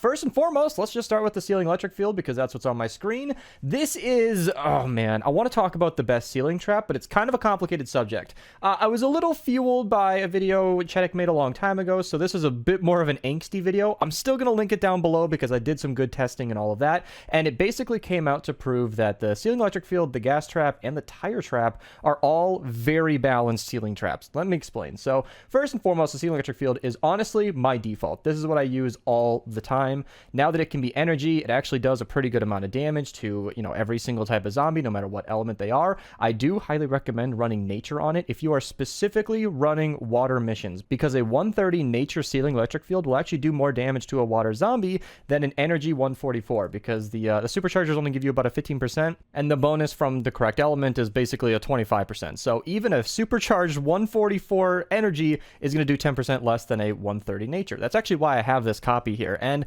I have changed this around depending on the situation, but that gets more into like a best perksy kind of video. I just want to talk about the best traps. And the gas trap, it got changed in 2 major ways. One, it no longer does affliction. Does it really still show that? Oh my goodness, they haven't updated the text in a long time. Yeah, affliction damage is no longer a thing. It will no longer tick away at the zombie's health over time. And it got a damage nerf. However, this this trap is still far from useless because of things like the floor freeze trap. We'll talk about that later. But the ceiling drop trap, lastly, is very different as well. So it's not going to be doing as much straight up damage as those other traps, but if you can stack it, 2-3 tiles high, it'll bounce up and down on enemies and deal extra damage over a little bit of time there. It'll also provide a huge impact and knockback where it'll send zombies back down a hill, it'll move them off to the side, it'll stun them where they're standing to slow them down. I use ceiling drop traps to actually beat Twine Endurance very easily. In fact, we didn't even plan on beating it. It was an accident. And so the ceiling drop trap, ceiling electric field, and ceiling gas trap are all very situational, and if you know where to put them, they are very useful in specific scenarios. Just to top off the ceiling traps, pun intended, the ceiling zapper is very, very good for like eliminating really high level enemies in endurance. I don't personally find use for this because I don't run endurance, but it is a thing if you want to just pack a huge amount of punch all at once. I don't have much use for this in normal missions, and if you're not an endurance player, I actually can recommend skipping this trap as you will never miss it. Now, I guess just to keep things in order, let's move on to the wall traps. The broadside is hands down the hardest hitting wall trap in the game. You definitely need to have a wall on the other side of it because it needs to have something to bounce against. As long as you have that second wall at the maximum 2 tiles away, maybe 3 if you've got a really big area, but one tile away, 2 tiles away, having a wall to bounce against the broadside, facing each other is even better. It will just annihilate pretty much anything. If you're ever trying to take out a trap vulnerable mini boss, just go up to the mini boss, just build a trade box out of broadsides, and you're going to knock it out very quickly. Honorable mentions are, of course, the wall dynamo and wall darts, and by honorable mentions, I mean the only other 2 wall traps in the game. They're both very good. You can stack these together with half walls to maybe combine their powers. That'll do more damage than a broadside, but I've never personally loved the wall dynamo or wall darts, so again, I play lots of 160s without jailing, and I've never seriously needed these traps. If you're confused about the Zapple Max, that's one of the new things as well. It's an exact reskin of the wall dynamo. It's basically just the starter pack one. I think it's available as of recording this, but that won't be true in the future. That is available with the Machinist Mina pack, and it's basically a reskin of the wall dynamo. It's the exact same thing. Now, after recording that bit, I did realize that wall spikes exist. They are a very different kind of wall trap. So they basically reflect damage back against the zombie that's attacking it. That's pretty good when paired with like Frost King or the Ice King hero, where the enemies freeze themselves while they're attacking the wall spikes. It's a good trap, but again, nothing I've ever needed, but it can be pretty fun if you know how to use it. Now, let's move on to the non-damaging wall traps, which I personally will say are the most interesting traps in the game. The sound wall is really, really good for, I used to just say making propanes drop, but in recent tunnels, I just started placing these very recently, and I found that they were really good at like stunning smashers and, preventing them from moving forward and just knocking other enemies in place. It might have been other traps taking that effect, but the main purpose of the sound wall is to make propanes drop so they don't blow up your tunnel. It's very, very useful and very nice to have, so I highly recommend keeping a few of these on board. Wall launchers are probably my most used wall trap on top of broadsides. I'm not even kidding. Wall launchers, this is again just going to be a nice little callback to my trap video. I probably should have plugged this earlier in the video, linked below to that, of course, where I show how to use some of these traps to the most effectiveness. And wall launchers are very good for sending enemies back through the tunnels you've already built or off the side of the map or into a death pit, and can be very, very effective. I probably use wall launchers in every single mission. Wall lights are, in my opinion, kind of like a budget floor freeze, and I say budget because I don't actually know how much they cost, but it's less effective in one regard, and that floor freeze can freeze an enemy in place, just like the wall lights, but they also take more damage from floor freeze. That doesn't happen with a wall light, so wall lights can be really nice to put at like the edge of a cliff or anywhere where you have floor traps that are doing something else other than, being able to place a floor freeze, so that can be nice in certain situations, but once I've kind of turned myself onto the floor freeze traps, I have completely stopped using wall lights. Even though they are very effective for stunning enemies in place, I also show effective ways to use them in my trap video down below. All right, we're done with ceiling traps and wall traps. I mentioned this was going to be kind of a quick video, didn't I? Well, we haven't got to the floor traps yet. Right now, I want to talk about the Flame Girl trap. Just recycle it, it's useless. But the Cozy Campfire and the healing pads are very, very useful. I actually used some supercharged healing pads. Somebody gave me these a long time ago, and I'm still working through the one stack. This gives you about 400,000 health and a full party of people who are like capable of beating the Storm King. So maybe you can scale that number down to like maybe whatever your power level is, but but healing pads are quite expensive, but are very, very useful at healing you instantly. I prefer campfires and normal missions. They are extremely cheap to craft. Placing a couple of these at once are a great way to heal you over time. You cannot heal from more than 2 of these at a time, unfortunately. You used to be able to spam like 16 of these and you'd essentially be invincible.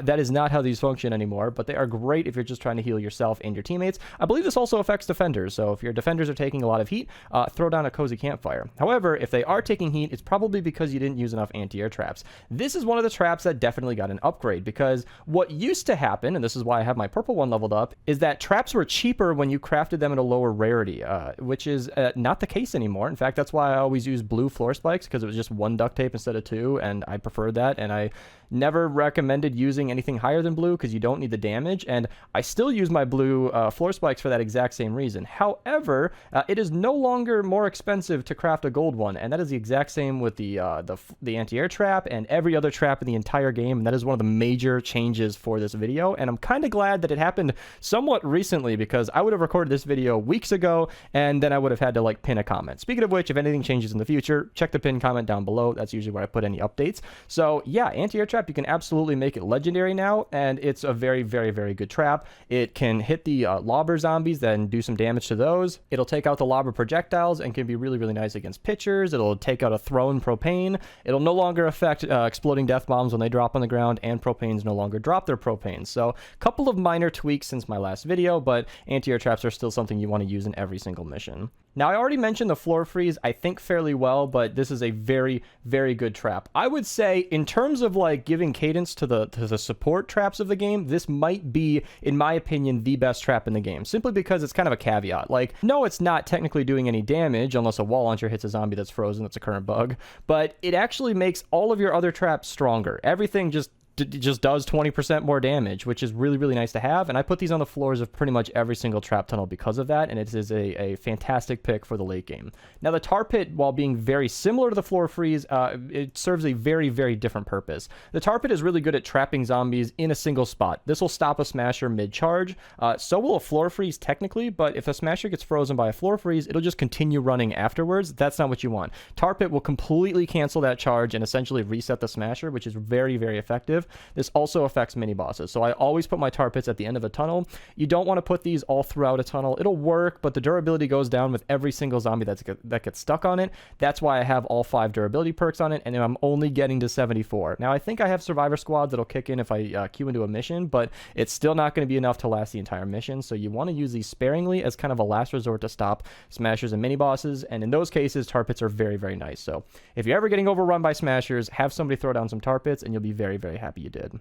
Now, a couple of the final traps that I just sort of want to go over are honestly like retractable floor spikes don't do enough damage to be viable. In my opinion, floor launchers are redundant. I have never found a situation where floor launchers are doing something that a wall launcher can't, but these can be useful. So if you know how to use them, they are a thing, but they don't really throw smashers super high into the air anymore. So that's not really a thing I can count on them for. So I've just not really, you know, these 106 floor launchers have always been me saying, okay, if these ever become useful, I'll make them 130. And like I said, I'd run a lot of high-end missions without any jailing, and I've just never needed these. And let's actually talk about the fun traps down here. I don't ever bring these up, but I should have in my previous video. Boost pads are super fun. They're not really for anything serious. Player jump pads can get you up really high, which is nice. I just jump on cones. It's not a big deal. What I want to talk about is the low-key best mobility in the entire game of Save the World.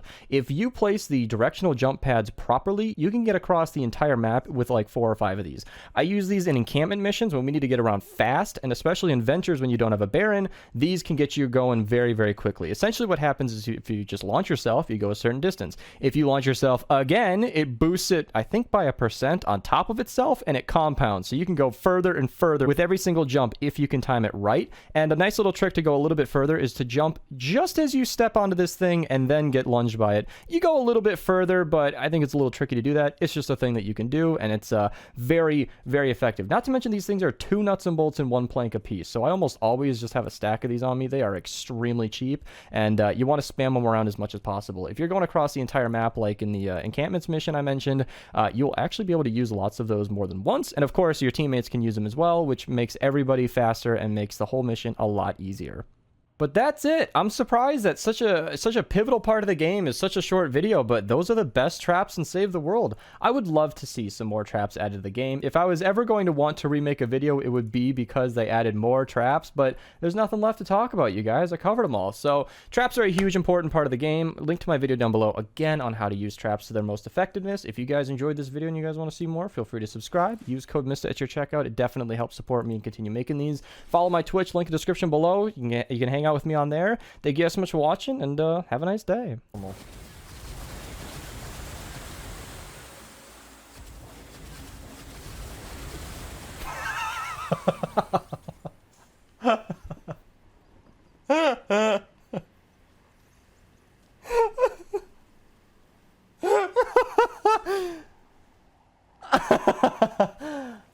Oh my god. The death was so instant.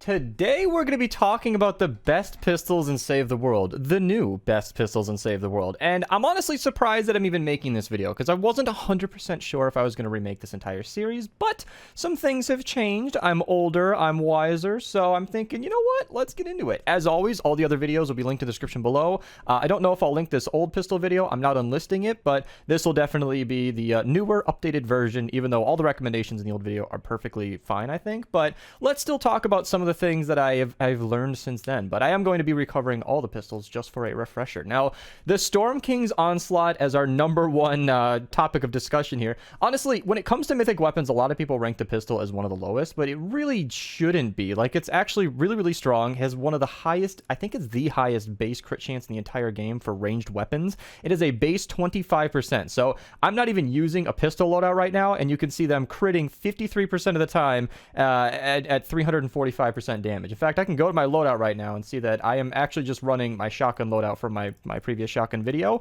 That was a couple of videos now if you're recording this. I'm recording more of these at a time, which is great. I'm glad that I'm finally pumping these out. I don't want any more 1 month long breaks in between these, but the Storm King's Onslaught, I think everybody should know is fantastic. I'm currently running a crit build on this, but it does go straight for the head, so you might be able to do double headshot. This is not a best perks. What I'm saying is this weapon is fantastic. Now, the Bald Eagle is a fun one, actually, because to those of you who don't know, Magist, it was in my stream the other day, and he is basically an Epic employee who is a community manager for Save the World. He's very active in the subreddits. I show his Reddit all the time because he gives us nice little updates and little teasers for what's coming out soon. And when he was in stream, I asked him what his favorite build was, and he admitted to using Ranger Deadeye with Bald Eagle, with the headshot eliminations cause an explosion. So this is an Epic employee favorite weapon, and I honestly agree. It's really, really fun. You can see my headshot is going all the way up to nearly 250,000, and if you are using this thing, like dual wield especially, if you're good at hitting headshots, it is a very, very fun weapon to use. It does hurt a little bit with the range drop off, but honestly, this is a legitimately strong weapon, which is a great way to have a break from the norm. And that's kind of a theme with all the pistols in the game. None of these are seriously good primaries for the most part. Like the Storm King's Onslaught is a primary. You could use the Founder's Revolt over most SMGs and actually still do really well as a teammate. But for the most part, a lot of these weapons fall short of that because it's a pistol. I don't blame Epic for making these weapons underpowered. I think it's just the nature of pistols. Imagine every game you've ever played, namely Call of Duty and even like CSGO. Pistols are just pistols. They are sidearms, and that's exactly what they are. But there are weapons like the Bolt, which have a really good pierce, can hit multiple enemies at once, and with the recent buffs to affliction damage, hoping that continues on to the future, it can do a lot of damage to a lot of enemies and actually be really, really effective. Now, the Bolt fails horribly against single target enemies, but like a Smasher, for example, but against a crowd, it's surprisingly strong, and I highly recommend it. Continuing on with the pierce, the Coco 45 and the Ghost Pistol are two different weapons, but they both pierce enemies and are really, really effective. I'm not going to get too far into the Coco because it plays very similarly to the Bolt. Just know that it bounces around a lot, and that marshmallow can be really fun to hang around with. And the Ghost Pistol has gotten a massive damage buff since I've last covered it, but I did do a best perks on it, which is a much more updated video. I'll link that down below, along with all the pistols that I've covered on my channel. If there are any best perks that I haven't covered and you guys want to see them, comment in the description below. LOL. Just comment down below, and I'll try to get to some of those, but there are some weapons that I'm not going to be covering too thoroughly, like the Vindertech Blaster, which is a weapon that I'll get to later, but I haven't extensively tested this, and it could be very, very strong. I know I've gotten some requests for that one. Now, the Ginger Blaster is one of those pistols that could actually be a primary. It does really, really good offensive damage. It can drop gumdrops, so you can heal along as you go. It has a really good chance to crit, great headshot multiplier. I think it's double, and it's a very strong weapon overall, but it's limited to physical. and that alone makes this weapon really tough to use in the end game, because once you get against an elemental enemy, you're kind of screwed. The Haywire Storm is honestly not a weapon I've covered, and not a weapon I really intend to cover alone. In fact, it's so similar to like the Jackal and some other weapons that are like fast-firing pistols like that, that I probably will cover a couple of those in one video at some point, but it was surprisingly strong. Like, even blue perks, you can see that it's doing 10,000 damage, 70k DPS. With those crits, it's actually doing pretty well. Like, it's actually not that bad. So I will say that this weapon is potentially good, but I can't seriously speak to it. Again, with the Pierce, that's very necessary for pistols because they're single-shot weapons. The Hot Mix performs much closer to an SMG than anything else. It doesn't actually shoot fully automatic necessarily. It fires like 2 shots at a time, and I think you can hold down the trigger. I'm not even sure, but it'll pierce tons of enemies and actually be very, very strong. So this is a great weapon to use a crit build on just because of the fact that it shoots 2 shots at a time, and it's actually very strong, and once you get some enemies dancing, I think you'll enjoy it quite a bit. The Jack's Revenge is notably one of the strongest weapons in the entire game. I'm running mine double headshot with physical just so we can get a whopping 845,000 headshot damage. In fact, if I just go up to my hero loadout real quick and put on a pistol loadout, link to this in the description below because you guys might be interested in a nice pistol loadout. I guess I don't need Beetle Jest. Let's actually put on Calamity and Support. I would put Calamity and Support, but she's in an expedition, so I might be not able to fill out my point here. But what I like to always show with the Jack's Revenge is that headshot can get over 1 million, and yep, that is a sufficient amount of hero bonuses. It physically can't show the amount of digits necessary to convey just how much damage the Jack's Revenge is doing. Now, this is a victim of damage drop-off as well. You do need to be fairly close to your enemy, but a guaranteed 1 million damage is going to get my vote anytime, because those of you who have watched me play know that I keep a couple of Deagles on hand at all times just for target practice. I like to hit my headshots, and the Jack's Revenge is a fantastic weapon for that. You do need to reload after every single shot, but it is, if I'm not mistaken, just under the double boiler as the hardest hitting single shot weapon in the game that's not a rocket launcher, and it actually trades blows with the Storm King's Wrath if you can get some crits going. So it's a very, very strong weapon. Krypton Pistol is more of a meme in our community. I was peer pressured into making a video on this, and it was honestly not as bad as I expected, but this is what I would consider to be a very average pistol, and I'm not going to be spending too much time in it than that. I am sorry, J Prime. Your movement was successful. I got my video done, but I'm not going to lie to the viewers. This is a very average weapon, and considering that it uses energy cells, I could never recommend using it, because when you got the Haywire Storm doing just about the same amount of damage, and I haven't even maxed out the perks, and it's shooting a little faster, and it's not using energy cells, I mean, what can I say? All right, the last word is actually one of my favorite weapons in the entire game. You might not know this. I don't use it enough, but because, like I said, I'm a fairly accurate player. I used to play a lot of Battle Royale and Call of Duty in my day, so if you can hit headshots, this is a very, very strong weapon. You can fire it very quickly semi-auto if you're hip firing, and then if you aim down the sights, it's accurate, but you're not going to shoot as fast. If you can hit headshots, that's a very key thing here, because you'll double your damage by hitting them. It is a very, very, very fun weapon to use, and I highly recommend it if you're looking to feel that old-timey. Now, if you don't have Calamity in an expedition like I do, she's your perfect lead, because 6 shots and Calamity buffs your first 6 shots. It's a match made in heaven, and it is a very, very fun way to play. The Plasmatron is a weapon that, if you're watching in the future, I would not be surprised if they move this to the SMG section, because that's essentially what it is. This is a fully auto high fire, well, high for, what it is, but higher fire rate SMG pistol. It's technically a pistol, but this weapon performs 100% like a close range SMG. It has a really decent crit chance at 43%. It's hitting pretty well, a crit damage of 210%, and it can also pierce enemies. On top of that, crit hits causing 7 exploding projectiles, 6 perk, very, very good. You can get multiple 6 perks on this with the expanding ring of damage. That actually does more damage nowadays than it used to. Upping your crit rating can be nice, but again, this isn't a best perks video. I'm just saying there are lots of ways to make this weapon even better than it already is, and it's a top contender as it stands. Now, the Paper Shredder is more of a meme weapon. I'm going to cover it and the Tiny Instrument in very similar ways. In fact, these two and the Freedom's Herald, which is down here, are all 3 weapons that shoot a projectile that explodes on the target. You can guide the Tiny Instrument to death. I don't even know about the Freedom's Herald, and you can't guide the Paper Shredder. So they're very silly, memey weapons. I'm probably showing some gameplay now, but the videos on all 3 of these will, of course, be linked down below. They're very silly, very fun, surprisingly good damage. Like, you might not actually be useless in your mission, but I'd recommend a more serious pick if you're actually trying in your mission. Now, the blaster, I said we come back around to it, and we have. Again, this is a weapon that probably needs its own video. This might be a teaser for the future, something to subscribe for if you're looking forward to it.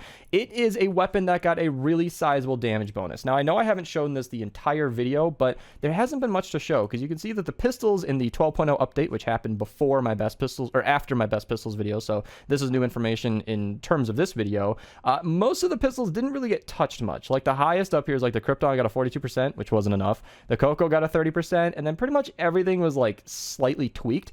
But the Vindertech Blaster got its damage almost doubled, and that is huge and significant. So this weapon is definitely a contender to be better than I know, but I can't really speak to it because I don't have the experience. Now, the Whisper 45 is what I've always considered to be like the basic pistol. This thing is essentially the Silent Spectre in pistol form. It shoots, slower, has the same crit chance, it has less damage. I think it actually does about the same damage per shot, but it's not fully automatic. So this is actually a really, really good pistol. If you're ever looking to just have a normal pistol to use, this is what I'd recommend. You can research it from the military section, and it's very, very strong. And I don't really have much else to say. It's a tap firing, semi-auto weapon that does a good amount of damage.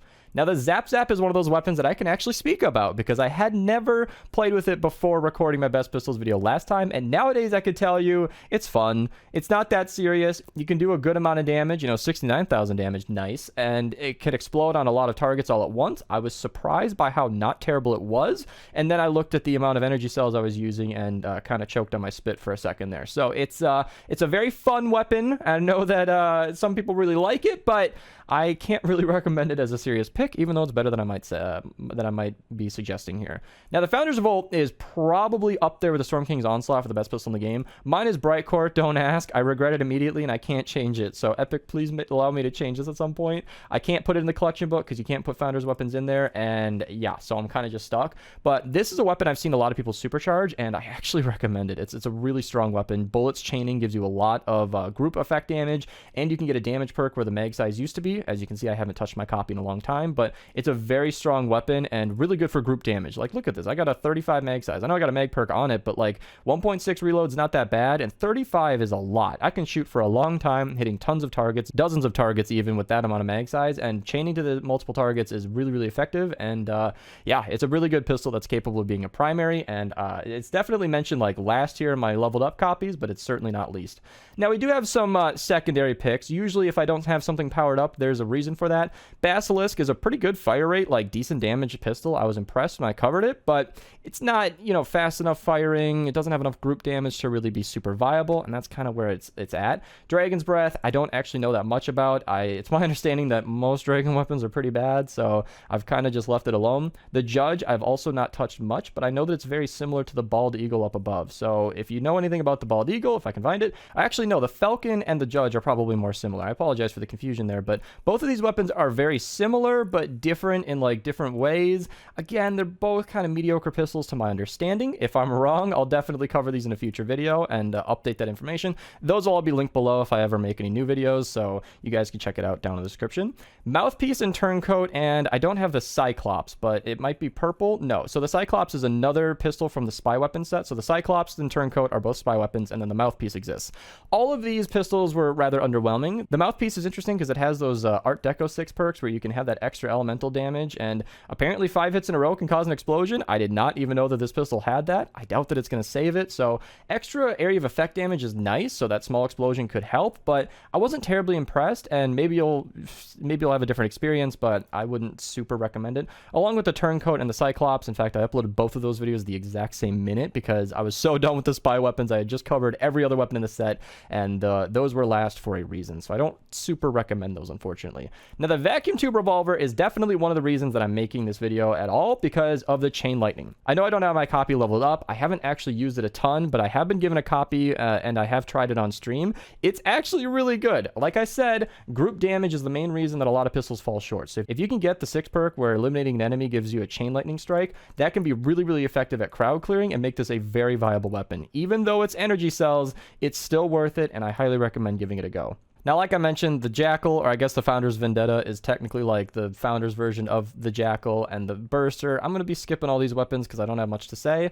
And then, obviously, the Vigilante is the best pistol in the entire game. I've kind of just sort of saved it for last. I didn't want to just steal the show with everything else, but if you haven't used the Vigilante, then honestly, there's not really any reason to run any other weapon in the game. This is the best weapon in the entire game. They don't even allow you to supercharge it because it's already too overpowered. Thank you guys so much for watching. If you guys want to support my channel, feel free to use code Mista at your checkout. It really does support me a ton. Subscribe if you're new. Follow my Twitch, link in the description below. Check out my videos, linked down there as well. I posted a lot of them. These are a very big series for me, and they take a lot of work, so any support is greatly appreciated. Thank you guys so much for watching, and have a nice day. So the first time I made the best rockets video, I made like a 15-16 second intro where I said that the Wrath was the only thing worth using. Well, things have definitely changed a little bit since then, haven't they? We have a couple of new additions to the team.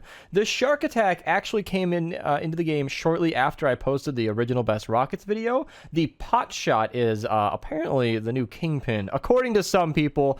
I'll clarify that very soon here. And we also have a brand new addition with the Sodbuster. Now that is a rocket worth talking about, and of course we're going to get into all of that in today's video. But first and foremost, I actually want to pull up the list of the different changes that happened since my previous video. And you can see here that a couple of changes have been made. The Easter Egg Launcher is just stupendously stronger. They more than doubled its damage alongside the Thumper and the Snowball Launcher. So yes, all three of these grenade launcher style weapons are quite a bit stronger now. And the Jackal Launcher has gone ahead and moved up the ladder. So has the Vacuum Tube Launcher, and the Cannonade has always been good, honestly, but it is now very, very good.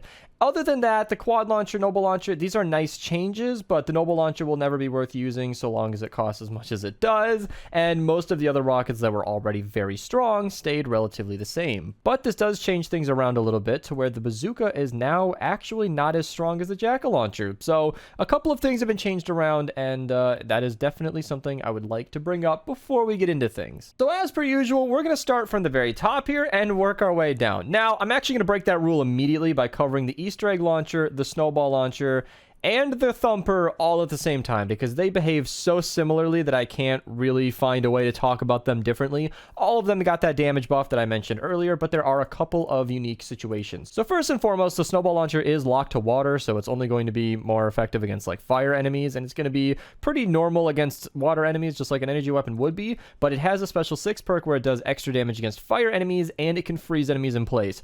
Both of those will definitely change your experience, and both of those make this weapon a very unique one.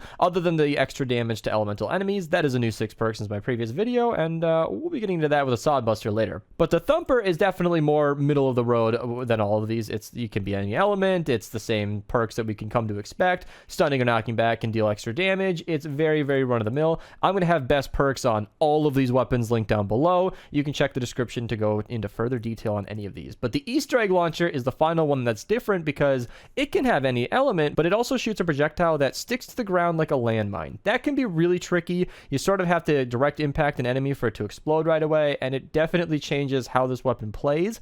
Not a ton of people might prefer that, but it is a little bit different than the others, but the damage kind of makes up for it. So I recommend looking into that if you're curious. Moving on to the Shark Attack, this is more of a gimmicky weapon. We're not going to spend too much time on it because it's not a serious game changer. It is a very run-of-the-mill, average launcher. It bounces around with a projectile that makes it kind of tough to control. I never personally took to this weapon, and it doesn't do enough damage to justify learning, so I'm not really going to say too much about it. It's not really a top contender.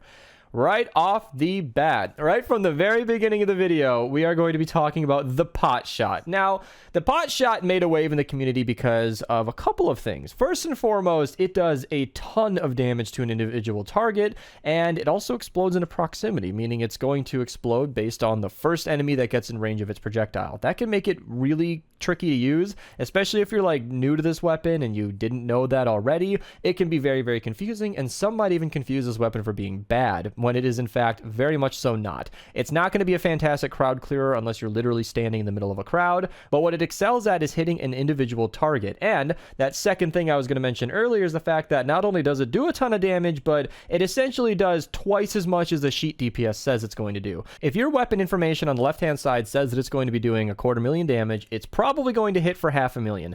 I don't know if this is a bug in the displayed information that we have available to us or in the main game itself.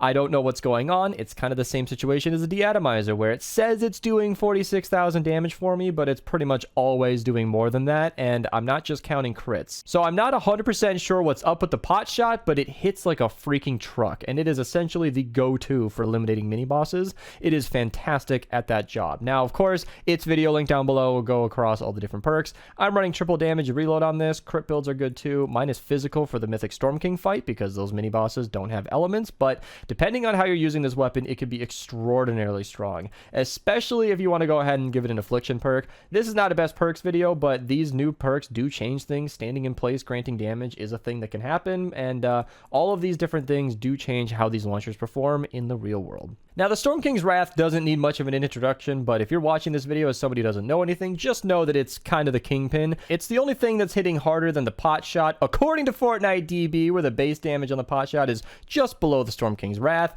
and the Storm King's Wrath is going to be taking a lot of energy cells, so depending on the cost, you might prefer one or the other, but what the pot shot cannot do is charge up to full and hit multiple targets all at once. The Storm King's Wrath is definitely a powerhouse. It is nothing to scoff at. In fact, that's why I said in my original video that it was the only thing worth using. But I'm going to go back on that a little bit and mention that there are weapons like the Deatomizer. We're going to skip ahead a little bit. We're going to go back to the bazooka, but the Deatomizer is a fantastic crowd clearer. It's not going to be doing too much damage to one individual target unless you can get a lot of those projectiles in one space, but it is going to eliminate crowds of enemies extremely comfortably, and it is a very, very good weapon for group damage rather than individual targets. And that's where launchers get a little tricky depending on what you're trying to do. I'm going to cover the bazooka and the Jackal launcher and the Santa's Little Helper kind of all at once. Hell, we can even throw in the Metal Marauder in there because all of these launchers are essentially just shoot an exploding grenade and then it explodes on the enemies. The only difference is that the Jackal launcher is locked to fire unless you have one of those modded copies that traders like to scam you out of. Those aren't really that worth it in my opinion. The Metal Marauder is not locked to fire. You can have, physical as well, but if you do give it the fire element, it can have that extra damage versus nature enemies. So if you're in specifically a nature zone, the Metal Marauder is going to do a lot more than the Jackal launcher. The Jackal launcher does also have Affliction, which is one of the best 6 perks in the entire game right now, and it also has that damage to nature, so it can be a little bit better. Both of these are going to be much stronger than the bazooka, but I've always liked the bazooka because of its accessibility, meaning it is just a regular base game schematic that you can get from any normal llama or legendary cache. It can have all the different elements and lots of variability in the perks, and of course it can have that affliction damage. So bazooka is, it's the basic launcher. It'll get you started, but definitely something you want to replace as soon as possible with, for example, the Santa's Little Helper. It is essentially a direct upgrade to the bazooka in every single way. If it reloads a little slower or is a little more clunky, it's because it's doing way more damage, and that's why I always ran it physical, because it just did so much damage that it didn't even matter. So the Santa's Little Helper is essentially a direct upgrade from the bazooka, but the Metal Marauder does technically do more than the Santa's Little Helper, but different elemental matchups can change that. Now, what is very similar to these weapons that I just mentioned that's not quite the same is the Dam Buster. Now,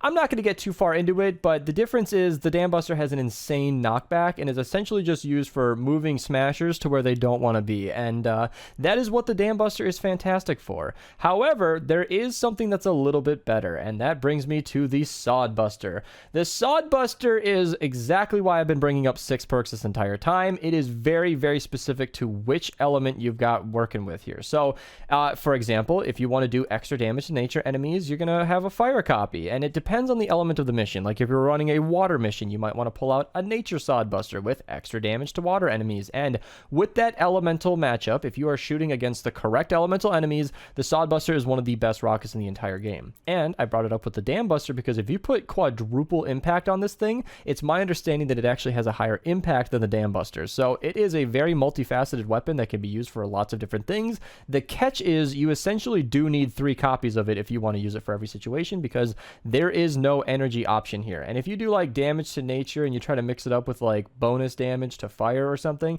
it's not going to work out. It's not the same as energy. So if you are going to go all in on the Sod Buster, you do need 3 copies of these. I can actually give you some good news though, because when the Sod Buster first came out, it was in this Art Deco section of the collection book where you had to spend a weapon voucher to get it out. And while you do still need to spend V-Bucks on the llamas, you can actually research these weapons completely normally using flux and weapon designs just like a normal weapon. So it's kind of nice nice that we have an event weapon that's not locked behind usual event means, so the Sodbuster is surprisingly accessible for anybody who wants to give it a try. Now let's get into some of the more fun weapons, like the bowler. The bowler and the Jabberwocky are way too similar for me to not cover them together. They both essentially shoot projectiles that bounce around and kill enemies. The Jabberwocky is more so of a weapon that explodes into multiple other projectiles, dealing tons of damage. And the Jabberwocky is an interesting one because I'm going to actually bring up the rocket launcher tier list again because it actually makes a little bit of sense for what I'm about to say. The Jabberwocky has a base 624 damage, and the Santa's Little Helper has a base 625. So technically speaking, the Jabberwocky is just slightly less damage per projectile than the Santa's Little Helper, but that projectile turns into like 3 or 4 other projectiles, which if you line that up properly can do a ton of extra damage. Now, it is also shooting a weapon projectile that doesn't fly in a straight line all the time, so it can be really annoying to use, but if you know how to use a Jabberwocky and the bowler, you can have a really fun time. Same thing with the cannonade. The cannonade I should have mentioned with the other grenade launchers before, but it's kind of a weapon that I use as a pickaxe. If I ever need to clear out a building, I pull out the cannonade, and I know that that's not the most glorified way to use this weapon, but it kind of works really well. But it definitely excels with my rocket launcher loadout. I should have linked that earlier in the video, but it'll be down in the description down below. You can get a ton of extra rounds out of that, and it makes it so that your magazine is essentially massive. So the cannonade is kind of a weapon that can be spammed to a great degree and will do a ton of damage in the process. The Desiblaster, while extremely fun, isn't extraordinarily game-changing. If you can bounce it off a lot of walls, it can be really fun. I'll link the best perks for that down below like I did with the rest of them, and you can kind of check it out for itself. It is a very weird weapon that requires a little bit of finesse to get working. The Dragon's Fury is a weapon that I'm also going to be sort of skipping over. It does an unimpressive amount of damage. Most of the damage that you're going to get out of this thing is from the lingering fireworks after you shoot at a target. It is pretty strong if you can get an enemy to stand still on those, but it's kind of a gimmicky weapon and I wouldn't recommend it for like everyday use. The quad launcher is a weapon very similar to the other grenade launchers I mentioned before, but it essentially shoots 4 rockets where you can leave a fire pool down behind it, and it'll burn an enemy for great lengths of time. So if you want to just destroy the ankles of the enemies you're shooting at, the quad launcher is a fantastic choice. The V6 launcher is very similar to the cannonade in that it definitely excels from that rocket launcher loadout I mentioned earlier. The more shots you can shoot from this thing, the better, and it is actually one of my go-to picks for that specific loadout. Again, if you don't know what I'm talking about, that video will be linked down below, and I'll just leave the V6 launcher up to that for now.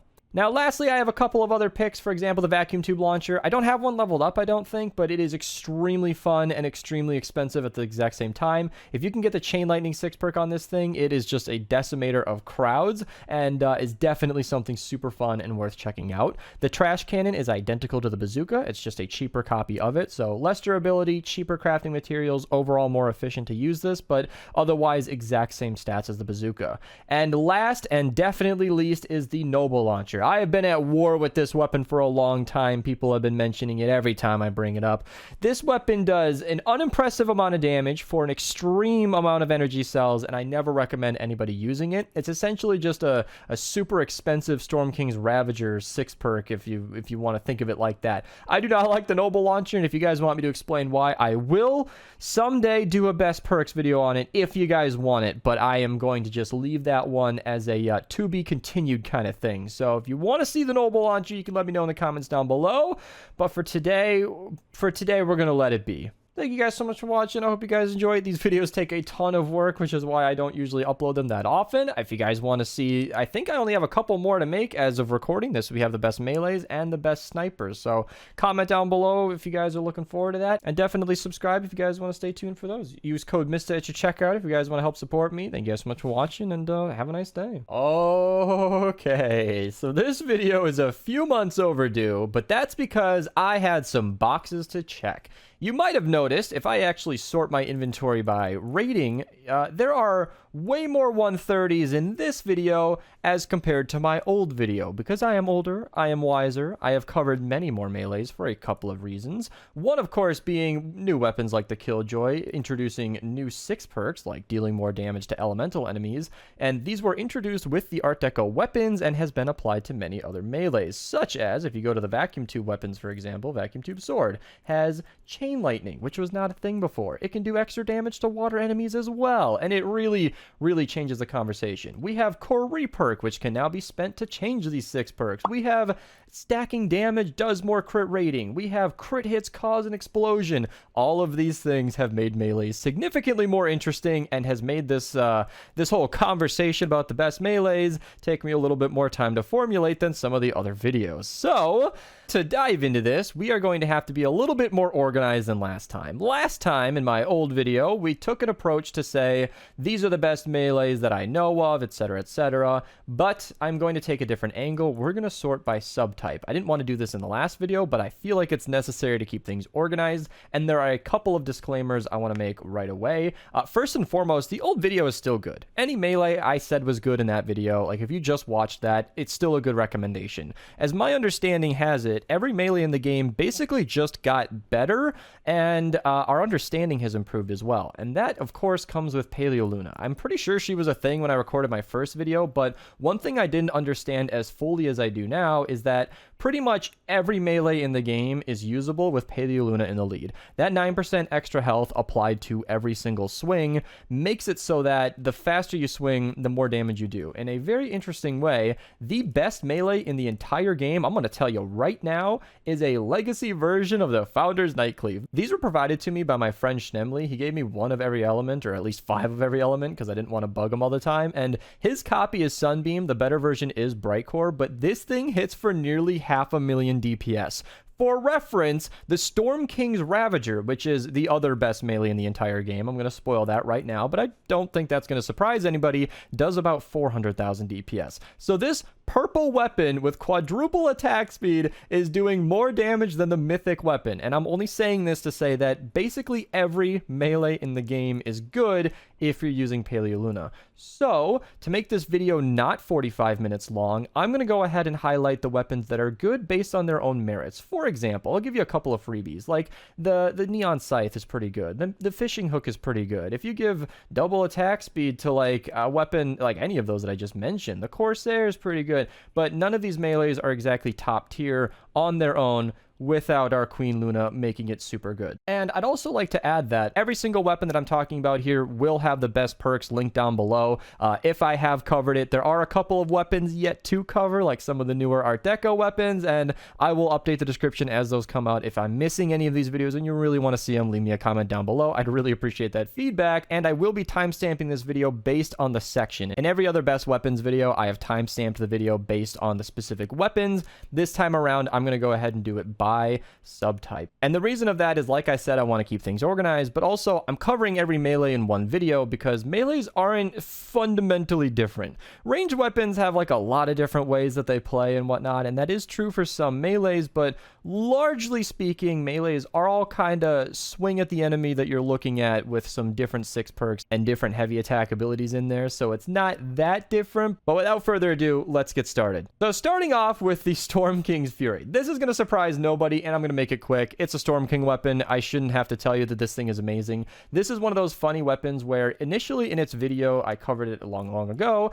I recommended double attack speed, and I want to make a new video where I clarify that a bit because I was wrong in that video, but then I learned that I'm right. So like the attack speed double crit damage is the best way to run this, but as I mentioned earlier, double attack speed with Luna is the highest DPS. Now, this is not a best perks video, but this is one that I thought would be funny to clarify right away. Going forward, the video will be linked down below if you guys want perks, but the Storm King's Fury speaks for itself, does a ton of damage, very strong. If you use the heavy attack ability, it is going to rain down a ton of meteors attacking everything in front of you, and it's just a very powerful weapon overall, and your top pick for defeating the Mythic Storm King. If you want to defeat the Mythic Storm King a little more effectively, link to that video down below. Now, I am going to be pointing out weapons along the way that I refer to as crit explosions, and when I say that, I mean that they have the 6 perk that causes an explosion when you hit a crit. And the Husk Stomper is a super average hardware that gets a lot better because it has that 6 perk, and it just is amazing. Whenever you activate that explosion, it blows up everything in front of you. I'm not going to dive into every single one of these crit explosion melees. Just know that I'm going to point them out as we go along, and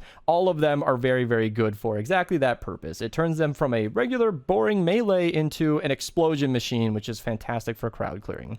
Another one that's fantastic for crowd clearing is the Husk Warper. This isn't like a top tier melee, it's not the biggest deal, but when you right click it, it sucks enemies towards you and does a little bit of extra damage. It's kind of a gimmicky weapon, it's nothing top tier, but it's super fun indeed.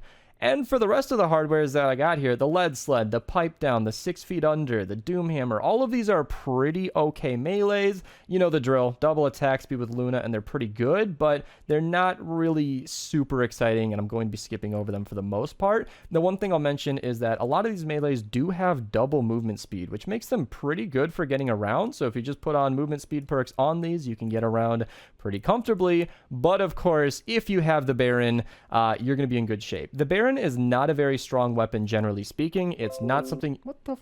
Windows. It's not something that you're necessarily going to be using for damage, but it does have triple movement speed, giving you a 42% movement speed bonus, so you're going to see the Baron in pretty much every clip today because it's just that good.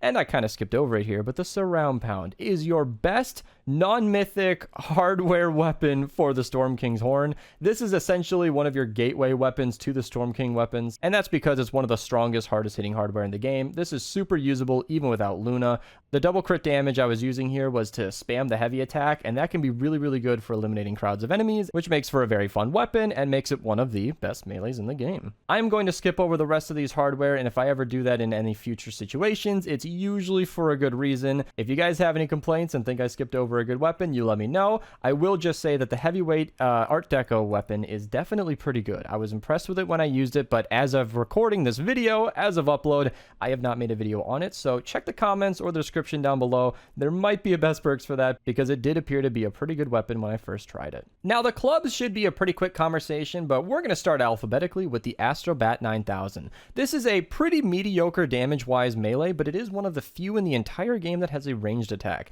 That makes it pretty interesting, kind of fun to use, but not too much more than that. The Fortsville Slugger 3000 is a very, very common base game weapon that you've probably never looked twice at, and there's good reason for that. It's, much like the Astrobat, a very average damage melee. However, you can see it on screen, crit hits cause an explosion, making this a very, very fun weapon. You can take a mediocre weapon and make it top tier just by making it explode when you crit, and that extra area of effect damage makes it super useful.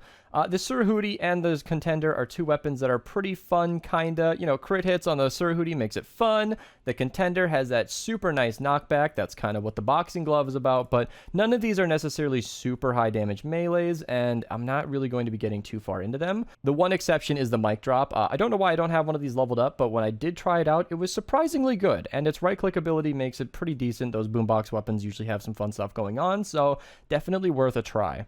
Moving on to axes. Axes in this game have always been plagued from the fact that they kind of have a wonky swinging animation. They're a little tricky to use, and most of them are pretty slow swinging, but one of my favorite weapons in the game is the Argon Axe, because this weapon has the highest base crit chance of any other weapon in the entire game at 30%. I have a melee loadout on, buffing it to 47.5%, which means this weapon literally doesn't even need a crit rating perk. You can just run crit damage on it, and it's going to be perfectly fine. Not to mention, it has the crit hits cause an explosion perk, making the Argon Axe one of the most fun weapons in the entire game.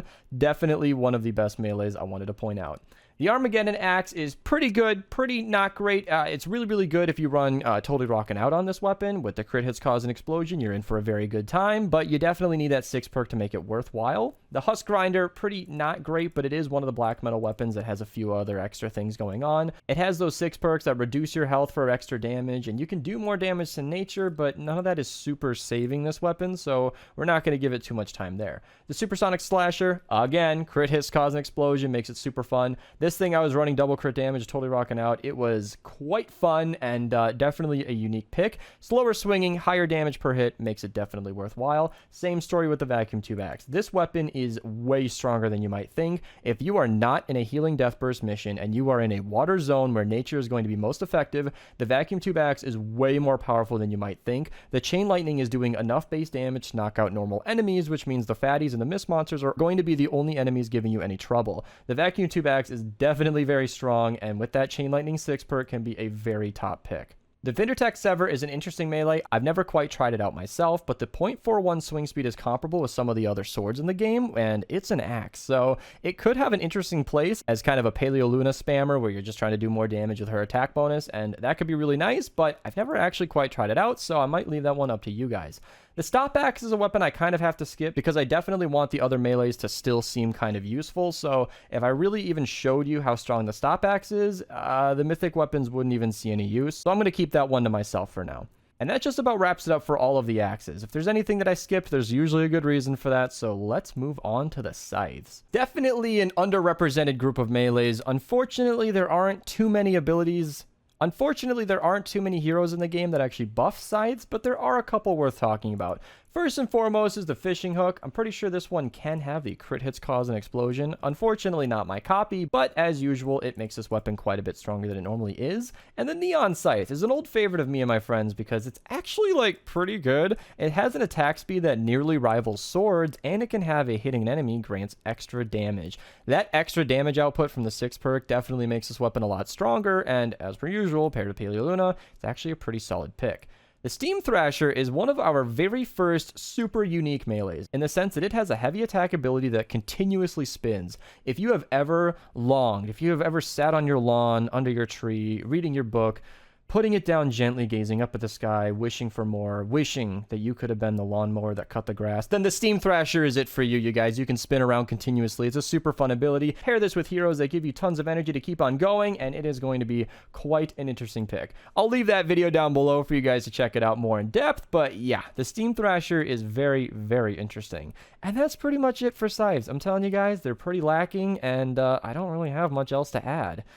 And here it is. We are pretty far into the video now, but if there was any set of melees that is probably deserving of its own video, it's the swords. The swords are pretty uncontested as the best category in the entire game, and attack speed is pretty much why. Paleoluna is quite strong, and the perk options on swords are very nice. So the Storm King's Ravager with a crit build normally, or with triple attack speed with Luna, is an insanely powerful weapon. If you utilize its heavy attack ability to shoot a wave of damage out, it is an extremely high amount of damage. Pro tip to anybody ever laying into a mini boss: you can swing in bursts of 4, meaning you're going to swing 1, 2, 3, 4, then 1, 2, 3, 4, jump backwards, then use your right click, or if you're on console, use your heavy attack ability. That'll do a ton of extra damage and is way more efficient than continually swinging. So pro tip for taking out mini bosses. The Corsair, I mentioned it earlier as an example of a weapon that's pretty good, but not a top tier. And then while that's true, it ranks really highly as like one of the top 15, top 10 best melees in the game damage wise. And that's especially because it has a brand new 6 perk. No longer are you limited to pairing it with the Jack's Revenge for any kind of good utilization. No. You have a couple of 6 perks boosting your movement speed or your crit rating based on how many times you swing it. And while crit rating is not the best bonus for a melee, it does still apply to extra damage, and it's a pretty nice thing to have. I'm running mine with movement speed for some reason. I think I was just being tricky, but double attack speed with damage, and you are cruising. Definitely a solid weapon and a fun one to spend some core reperk on.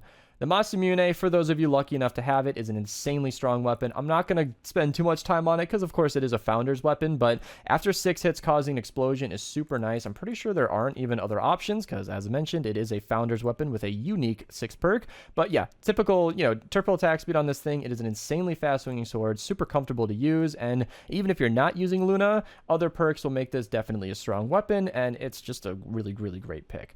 One that definitely surprised me was the Guardian's Will. I was not expecting this to be such a good weapon, and it is technically, depending on how you want to look at how you move in Fortnite, kind of better for moving around than the Baron because it has a lunging heavy attack that will make you go quite far, and the higher you stack up, the further you're going to glide downwards, and that can make this really, really good. Also, if you're ever stuck in a hole, you can use that lunging ability to get out of it. I'm totally not speaking from experience, and that's definitely something I've only ever seen other people do, but it's a really strong weapon on its own. Hits for over 33,000 damage per swing, which is a lot for a sword, and with the double attack speed plus Luna plus Affliction being an insanely good 6 perk, it is a really, really solid pick. And with all of the different elemental choices, which is not something you always have with melees, the Guardian's Will is really solid for not only movement, but doing actually meaningful damage. Now, an interesting pick that you might not even expect is that the Spectral Blade can technically sort of outdamage the Mythic Ravager. Let me explain. So with swinging the sword, granting extra damage, plus the triple attack speed and everything you usually see, and water against a fire enemy, the Spectral Blade can outdamage the Ravager if you're not using the 6 perk heavy attack damage from the Ravager. So if you're sending that wave of damage, the Ravager out damages it cleanly, but normally speaking, just swinging, the Spectre Blade can be stronger. And that's because of what I mentioned with the Guardian's Will, where the Ravager is linked to energy or physical, meaning the extra water damage against fire, doing 100% damage normally, is definitely something that can make the Spectre Blade a little bit better in fire zones, but it's kind of a caveat. It's a normally extremely good weapon. The Spectre Blade is super good. Happy to remake this best perks video when it comes back out near the Halloween season. If you're watching this video then comment down below. Super fun weapon, definitely go grab it. Now, a perfect example of a melee that just exploits the hell out of Luna is the Stabsworth III. This is a pretty good, decently high damage melee, but the fact that it can have such an insane swing speed is why it's better than Luna. You might have noted that the Ravager and the Spectre Blade have really, really high swing speeds, a little bit quicker than the Stabsworth, but that's because they have triple attack speed. With double attack speed, this thing can get to 0.28 and even faster with Bright Core. I've done the math on it. Sunbeam is still better, but with Bright Core, this can be an even faster swinging sword, and all of its damage comes from Luna. It's kind of a funny combination, but the Stabsworth III, even without Luna, is still pretty good. You can get a crit build on this thing. You don't need a ton of attack speed because, naturally speaking, it is the fastest swinging sword in the game. Different perks can sort of change that down the line, but its base swing speed is the fastest. It is also the normal legendary variant of that Founder's Knight cleave I showed earlier, so something to know. Fun fact of the day, I do not have a Vindertech Slicer, but it is the exact same base stats as the Stormblade with the exact same perk choices. The Stormblade is better though, probably for what you can see, the crit hits cause an explosion. With White Elf Fiona in support, I am getting a 50% chance to crit, which means I am activating explosions for most of my hits, and with a 0.4 swing speed, getting tons of damage from Luna, the Stormblade is a very, very strong weapon and super fun to use. And it's funny that the Slicer is technically the same weapon, but without that crit hits 6 perk, it is definitely falling behind, so I highly recommend the Stormblade over it. Now, one of my personal favorites is the Killjoy. If you were on stream that one day, you'll know I spent 1,800 flux getting the final 6 perk bonus because I had, extra damage against nature, I had extra damage against water, and I wanted one more. I think technically the nature one was the last one. It doesn't even matter. I eventually just core reperked it and have never regretted that decision. The Killjoy is one of those interesting weapons where it's not the highest damage. It doesn't have the crit explosions. But if you are, for example, using a Killjoy with nature against water enemies with a 6 perk that buffs your damage by 44%, against those enemies, this weapon becomes one of the best picks in the entire game. The Ravager and the Spectre Blade are still going to out-damage it because they're just insane, but the Killjoy definitely is a fun, unique weapon to pull out if you're ever trying to, utilize that elemental advantage. So if you've been queuing nature missions all day long, then pull out a fire copy with extra damage to nature, and you're going to have a fun time. It's definitely a good pick. Now, there are a lot of melees like the Tree of Light that people have tried to convince me is good. It has really nice, like knockback, and the fact that it can, stun with the 6 perk, and with triple crit damage, this thing is a monster of a pick with Totally Rockin' Out. It kind of requires Totally Rockin' Out to be good in that sense, but it's never been my personal playstyle. It's more of a slower swinging, super high damage weapon. I mean, look at that 455% chance to crit. This thing is nutty with Totally Rockin' Out. That's not my personal playstyle, but if it is, the Tree of Light might be the pick for you. Vacuum Tube Sword, I mentioned it earlier. This is going to surprise nobody since I mentioned it, but yeah, the Chain Lightning is super, super fun. It's not quite like the Vacuum Tube Axe because it doesn't do nearly as much damage per swing, but seeing as you're swinging faster, it's a sword. It's a really, really nice thing to use, and I highly recommend it if you're ever running water missions. As for the rest of the melees, I'm kind of going to skip over them. The Krypton Sword's been on my radar for a while, but I don't know much about it, and the Dragon's Tooth is pretty good. You can hit 5 hits in a row causing an explosion, which is neat, but it's not nearly as good as the crit hits. So there are other weapons like the Black Blade, terrible weapon. It is probably the worst sword in the entire game. If you can convince me otherwise, go for it, but I'm not wildly impressed with it. Woo! All right, we made it through the swords. Probably the best category in the game. Followed up to close it out. Normally people say last but not least, but in this case it definitely is least. Spears are probably the most underutilized weapons in the game. There are a lot of hero changes happening as I'm recording this, so maybe they'll make some better spear heroes. I'll try to update some of these videos as needed if that ever happens, but Spears in general are pretty bad, but we do have a few very nice standouts. I'm going to start with the ear splitter because it's definitely a fan favorite. It's never really been my playstyle, but the heavy attack on the ear splitter means that you can pump out a bunch of damage, doing a ton of boom-based damage while you eliminate everything around you. They're going to run towards you and die in the process, and a lot of people really like that. Some people even use it for farming, and it's a really interesting ability indeed, and can definitely make for a fun time. So if you're ever trying to spam that ability, you know, this is the weapon for you. And that ability, as a recording, doesn't actually use durability. So if you're kind of working on a budget, this could be a great pick for you. Farming and doing damage while never utilizing any durability. Craft this weapon once, and you're set for life. Could be a fun pick, not gonna lie. And the Atomic Light Expander is, in my eyes, an honorary crit hits cause an explosion, because its crit hits cause 7 explosions, and that is a really, really fun ability. It has a really decent swing speed, really good perks. You can see that we worked in an attack speed perk and a crit rating crit damage perk.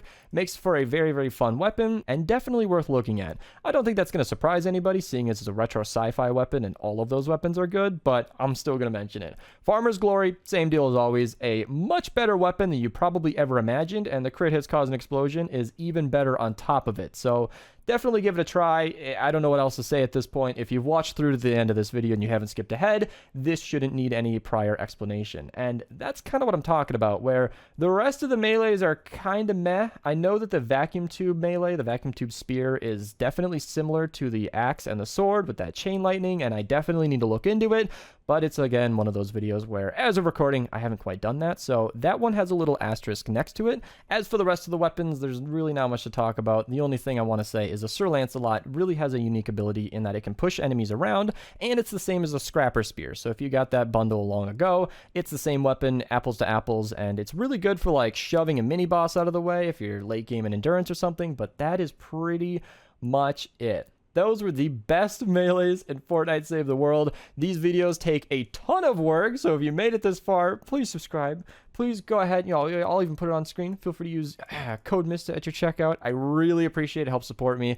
Thank you guys so much for watching. Links to all these videos down below. I'll see you guys in the next one, and have a nice day. All right, you may or may not know it, but you are currently watching the end of, I want to say a trilogy, but it's not a trilogy. It's like 10 videos long. So a long time ago, I posted the Best Weapons series, and that consisted of the top 10 best weapons, along with every single subtype in the game, including traps and melees, and I actually put all of those together into what is called the Best Weapons in Fortnite Save the World. You probably recognize that video because it's the most popular one on my channel, and over the past 11 months, I know I've taken my sweet time, I have been updating every single one of those videos to go along with the new perk changes and the new damage bonuses and all the things that have changed since then. And I am here to present the final piece of that puzzle. Every single one of those videos will be linked down below, including the new ones. And then after this video is posted, I will be making the new best weapons video. But that's a little into the future. Right now, we are covering the best snipers in the game. We have covered the best bows, which never got a new video because they are kind of, you know, they're good. That's up to date. It never needed a second video, and is something I'm mentioning very importantly right now, that we are not talking about bows today. They will be sprinkled throughout my inventory. As you can see, they are classed as snipers, but I think we can all agree that their playstyle is just completely different, and so they have their own video off to the side. We will not be mentioning bows today. And then we have covered the top 10 best weapons, the new best ARs, SMGs, shotguns, traps, pistols, launchers, and melees. And then finally today, we are covering the snipers. So let's get into the best snipers in Fortnite Save the World, the new best snipers, if you will. And I want to give a little bit of an apology. I don't back down on my words, but my very first best snipers video, it was very critical because snipers in this game are definitely in an uphill battle because Fortnite Save the World is a defense game where most of your enemies are rather close ranged and coming in groups and swarms. And frankly speaking, the targets that you're going to be hitting with snipers are like smashers, mist monsters. I consider smashers different because they're so beefy. the big fatty zombies, mini bosses, all of these bigger targets that you'd generally be using a sniper on, because snipers are high damage, low fire rate, they just aren't, you don't need a sniper for that. They're going to be taken down quite easily with a high fire rate SMG or a good damage AR or a good shotgun. So snipers have always sort of been considered the lowest class of weapons, and I don't really disagree with that. However, there are a few standouts, and that's definitely what we're going to be getting into today. So before we get into it, I will have all of my best perks videos for these snipers linked down below. I haven't technically covered every single sniper in the game because, like I mentioned, snipers aren't really the best weapons in the game, and there are new ones like the takedown here, which is a very, very good sniper. I'm just going to say that now. I did get a little bit of gameplay before recording this, and it is way stronger than you might think. Decent fire rate, decent damage. I'm really impressed. I ran a crit build just to test, but again, I haven't made the best perks on this, so I'll talk about all the different options in the future at some point. Comment down below if you want to see that, but definitely a really strong sniper, and I might not bring it up later since I mentioned it now. Regardless, I will have all of the best perks linked down below for every weapon that I have covered. And generally speaking, the rule of thumb is if I haven't covered it in the best perks video, there's usually a reason for that. If I haven't done the best perks for it, it's usually for the same reason you shouldn't upgrade it, but the takedown is an exception to this rule. So I'm going to be going alphabetically. Let's start with the Blastitron 9000. The Blastitron 9000 is a really good sniper. It's really more of a DMR because it shoots semi-auto like an AR. You got about 10 rounds in the mag depending on your perks, and it just does really good damage. It does use energy cells, which is kind of a thing that you might want to consider, but being from the retro sci-fi set, I don't think anybody's going to be surprised when I say that this thing is actually really strong. So yeah, with a decent fire rate, high damage, and the essentially AR feel of a Blastitron 9000, it's kind of basically not even a sniper, and it's really good if you're looking for something easy to use.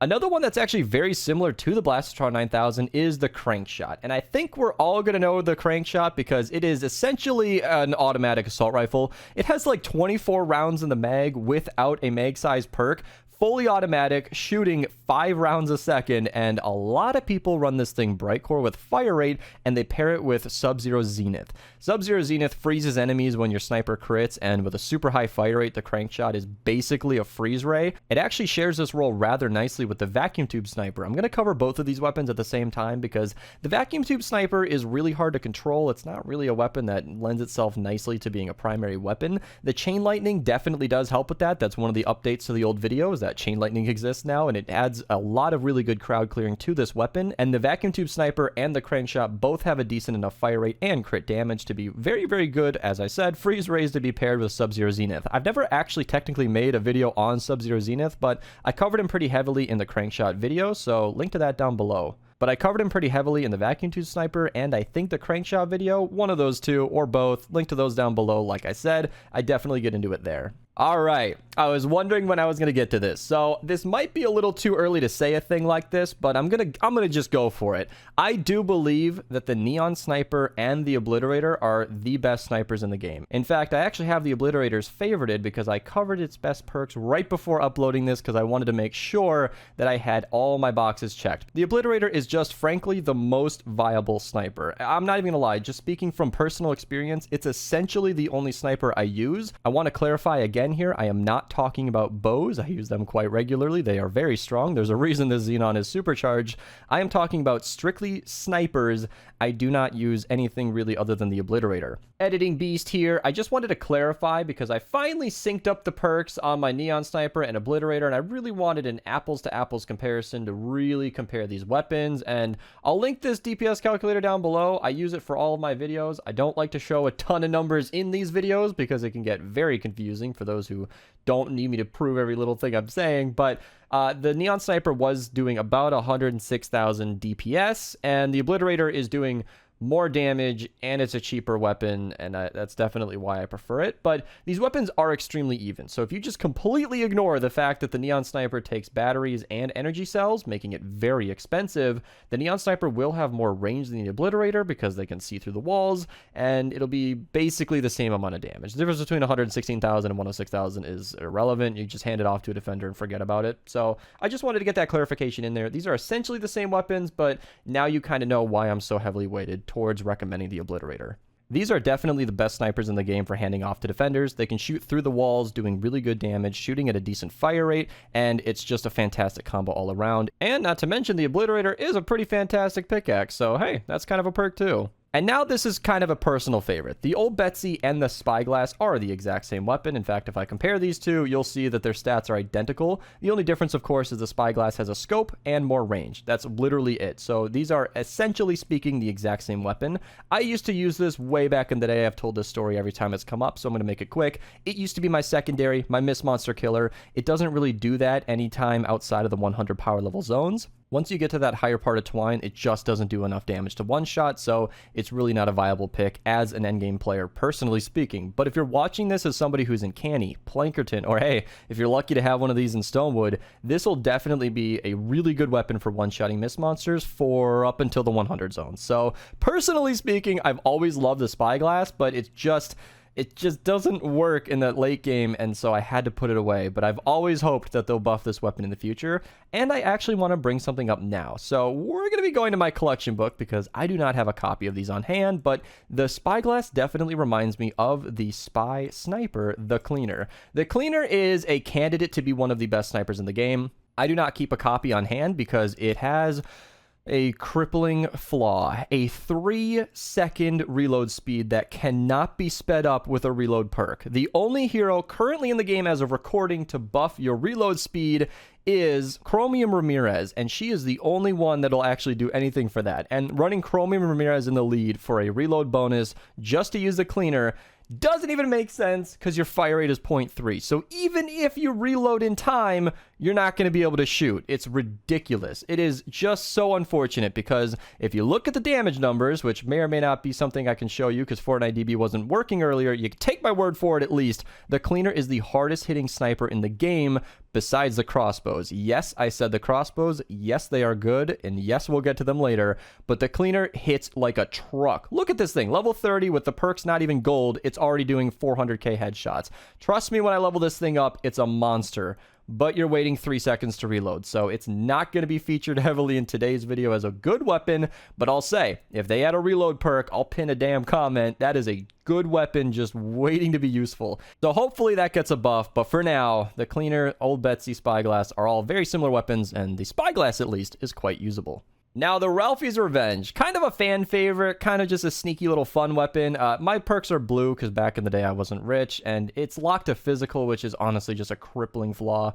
If it wasn't locked to physical, it's a decent fire rate, you know, just kind of a DMR, much like the Blastotron like I showed earlier. It has an insanely high headshot multiplier of a 6 times headshot multiplier. With a couple of headshot perks, you can see it's doing 10 times damage for hitting headshots. This thing is really, really nuts if you can hit them in the head, but of course, in the higher level Twine missions, which is where I play mostly, if you're running up against an elemental enemy, it's just not going to do enough damage. For those who don't know elements, if you're shooting at an elemental enemy with a physical weapon like this, you're going to be doing half damage, which cuts my headshot multiplier to 5, essentially speaking, and it just sucks. It's unfortunate. I really don't know why they don't let you change the element. Maybe you'd be too strong, but you'd have to hit headshots, so you'd really be earning that damage, and so I don't know. Ralphie's Revenge, if it ever gets the option to change elements, could be very good. But for now, it's just a really fun weapon if you're looking to just try something new. And along the lines of just having some fun, the Super Shredder is, much like the crossbow, a weapon that you'll be surprised to hear is, yeah, really good. The age-old debate is the fact that it uses shotgun shells and it shoots like a shotgun, but is it a shotgun? No, it's a sniper. It's classed as a sniper, so we're bringing it up here, not the shotgun video,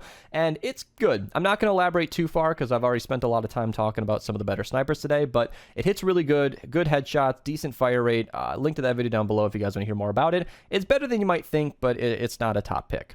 Now, the takedown, I mentioned it in the intro, so I'm not going to get too far into it, but it's a sleeper pick. I have not covered it since it came out. I really should, so comment down below if you guys want me to cover it. I will put it in the description, so look for it there before you comment. But yeah, really, really good weapon. I was impressed with it.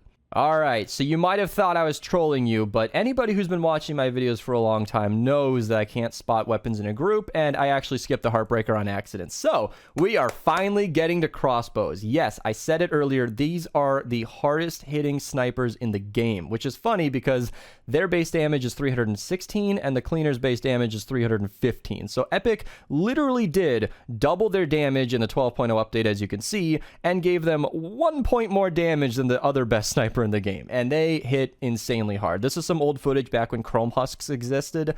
They come with the Blockbuster event, so if you're playing during the Blockbuster event, this is relevant, but if you're watching this as of release, they're not a thing. But suffice it to say, Chrome Husks actually have more health than a Smasher, and they are not fun to deal with. However, the Heartbreaker, going back and forth, double pumping as you will, actually does enough damage to where they just knock them on their butt with the super high impact and do a decent amount of damage because it's hitting extremely hard. It should be noted that the Heartbreaker and the regular military crossbow are exactly the same. If I compare the stats here, you'll see that they are the exact same weapon, save for the 6 perk options. And I actually called it in my crossbow video. Core reperk was not even anything that any players knew anything about, but I mentioned that if you're able to change the 6 perks, they might be a lot better in the future, and I was right. You can have Affliction on the crossbow. Back in the day, I think we had like 9 different options on Fortnite DB, so they clearly trimmed that down for the core reperk release, but the Heartbreaker is good as it is because a 30% weapon damage bonus by just pulling up your scope is an insanely good damage bonus, really good 6 perk, and I wouldn't change that on any sniper in the game, I don't think, because that's just a nice thing to have. Even the headshots cause an explosion is nice for some extra bonus damage to the enemies around it. It gives it some area of effect damage, which snipers really need and can benefit from, but a 30% damage bonus is super nice. So yeah, I'm not kidding. If you guys ever want to have some fun with crossbows, literally just 2 of them back forth with coconuts or something, it's a really fun combo and you'll be impressed. I should also add, before I get out of this, it does have pierce, so not only are you doing a ton of damage, but you're shooting through other enemies, and it's a great old time. We have officially moved into the more of a question mark territory, because if I don't have a weapon leveled up, that's usually a bad sign, but I haven't tested every sniper in the game. So I'm just going to rattle off a few here that might be good that I haven't tested. So Bon Voyage, I have tried it out. It's actually pretty good. I wasn't blown away by it, but it's basically like a good B or C tier sniper. The Deathwing could also be good. The One Shot could also be good. The Tsunami could also be good. I've heard a lot of good things about it. Vindertech Jolter, Sunsetter, Triple Tap.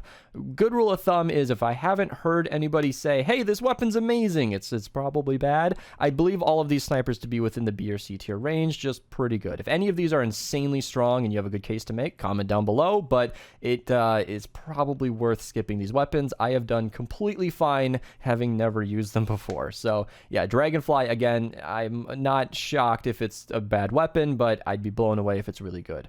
What I will say is in these unleveled up weapons, there is one that might be pretty decent, and that is the Dragon's Claw Sniper. This, along with most of the other dragon weapons, are just pretty bad, but it does have a redeeming quality. In fact, if you pull up this weapon, you'll see that it shoots small fireworks that embed in the target and explode. It's very similar to the Powder Keg Sniper, but the explosions are a little smaller, and they're a lot more focused. What happens there is it's decent for crowd clearing and can be super fun to spam, but it's not anything that's ever really impressed me. So Dragon's Claw can be super fun, but it's nothing that has really ever drawn my eye personally. Now, before we get into the last sniper in the game, I do want to make one mention of the Zapatron sniper. I'll admit I've missed it in my first round of recording because I don't have a copy of this weapon. It has been given to me before, and I do have a video on it, link below, of course, but I wanted to mention that this weapon is kind of a mystical weapon. It's one of those super old weapons that was added to BR. It was super overpowered for a little bit, but the importance of this is that it does actually do a really good amount of damage right now. Unfortunately, it's single target damage. There is no viable crowd clearing. You have to charge it up. It uses energy cells. It's super expensive. It has all of the regular drawbacks that I've mentioned before. And I have to mention the Zapatron in a sniper video, but it's still not super viable. I'm not going to consider it a good weapon, but I figured I should at least bring it up just so you know I didn't forget it. And I have saved the best for last. A sniper so good that I forgot I uploaded it. Freeze frame. Okay, you're going to hear me call it Yemen throughout this recording. I know it's called the Yeoman, and I always forget that. I just wanted to get ahead of those comments down below. Okay, play. The Yemen sniper. I can't even do this. It's a meme. This weapon is a favorite amongst us to kind of joke about. It is a long-range javelin weapon, So it is the only sniper in the game with bullet drop. So it is a very hard to control single shot reload weapon, which does more damage than Spyglass, but yeah, good luck hitting your shots consistently. It used to have a claim of fame for being really good at doing high damage to the UFOs, but then the Xenon bow came around and just made it useless, and it no longer has any use. The Yemen, I'm not even trolling. I genuinely forgot that I had uploaded this video. Somebody brought it up in chat one day, and I was like, oh my god. It was after the stream that I had realized that I did have a best perks on this, and if I forgot about my own video, that's usually a bad sign. Thank you guys so much for watching. I'm going to do 2 outros right now. I'm going to say thank you for watching the sniper video, but if you are watching at the very end of the best weapons video, not the sniper video, don't comment on the sniper video. If you're watching at the very end of the best weapons video, I want you to say that Controller Harper has a very fetch blue jacket. Some of you might know what that means. Some of you might see the code in that, but I want to see those comments down below. Feel free to use code. I support Archer personally, but my code is Mista. I'd greatly appreciate it. These videos take a ton of work, and it helps me out a lot. Thank you guys so much for watching. Have a good day, and I'll see you guys in the next one.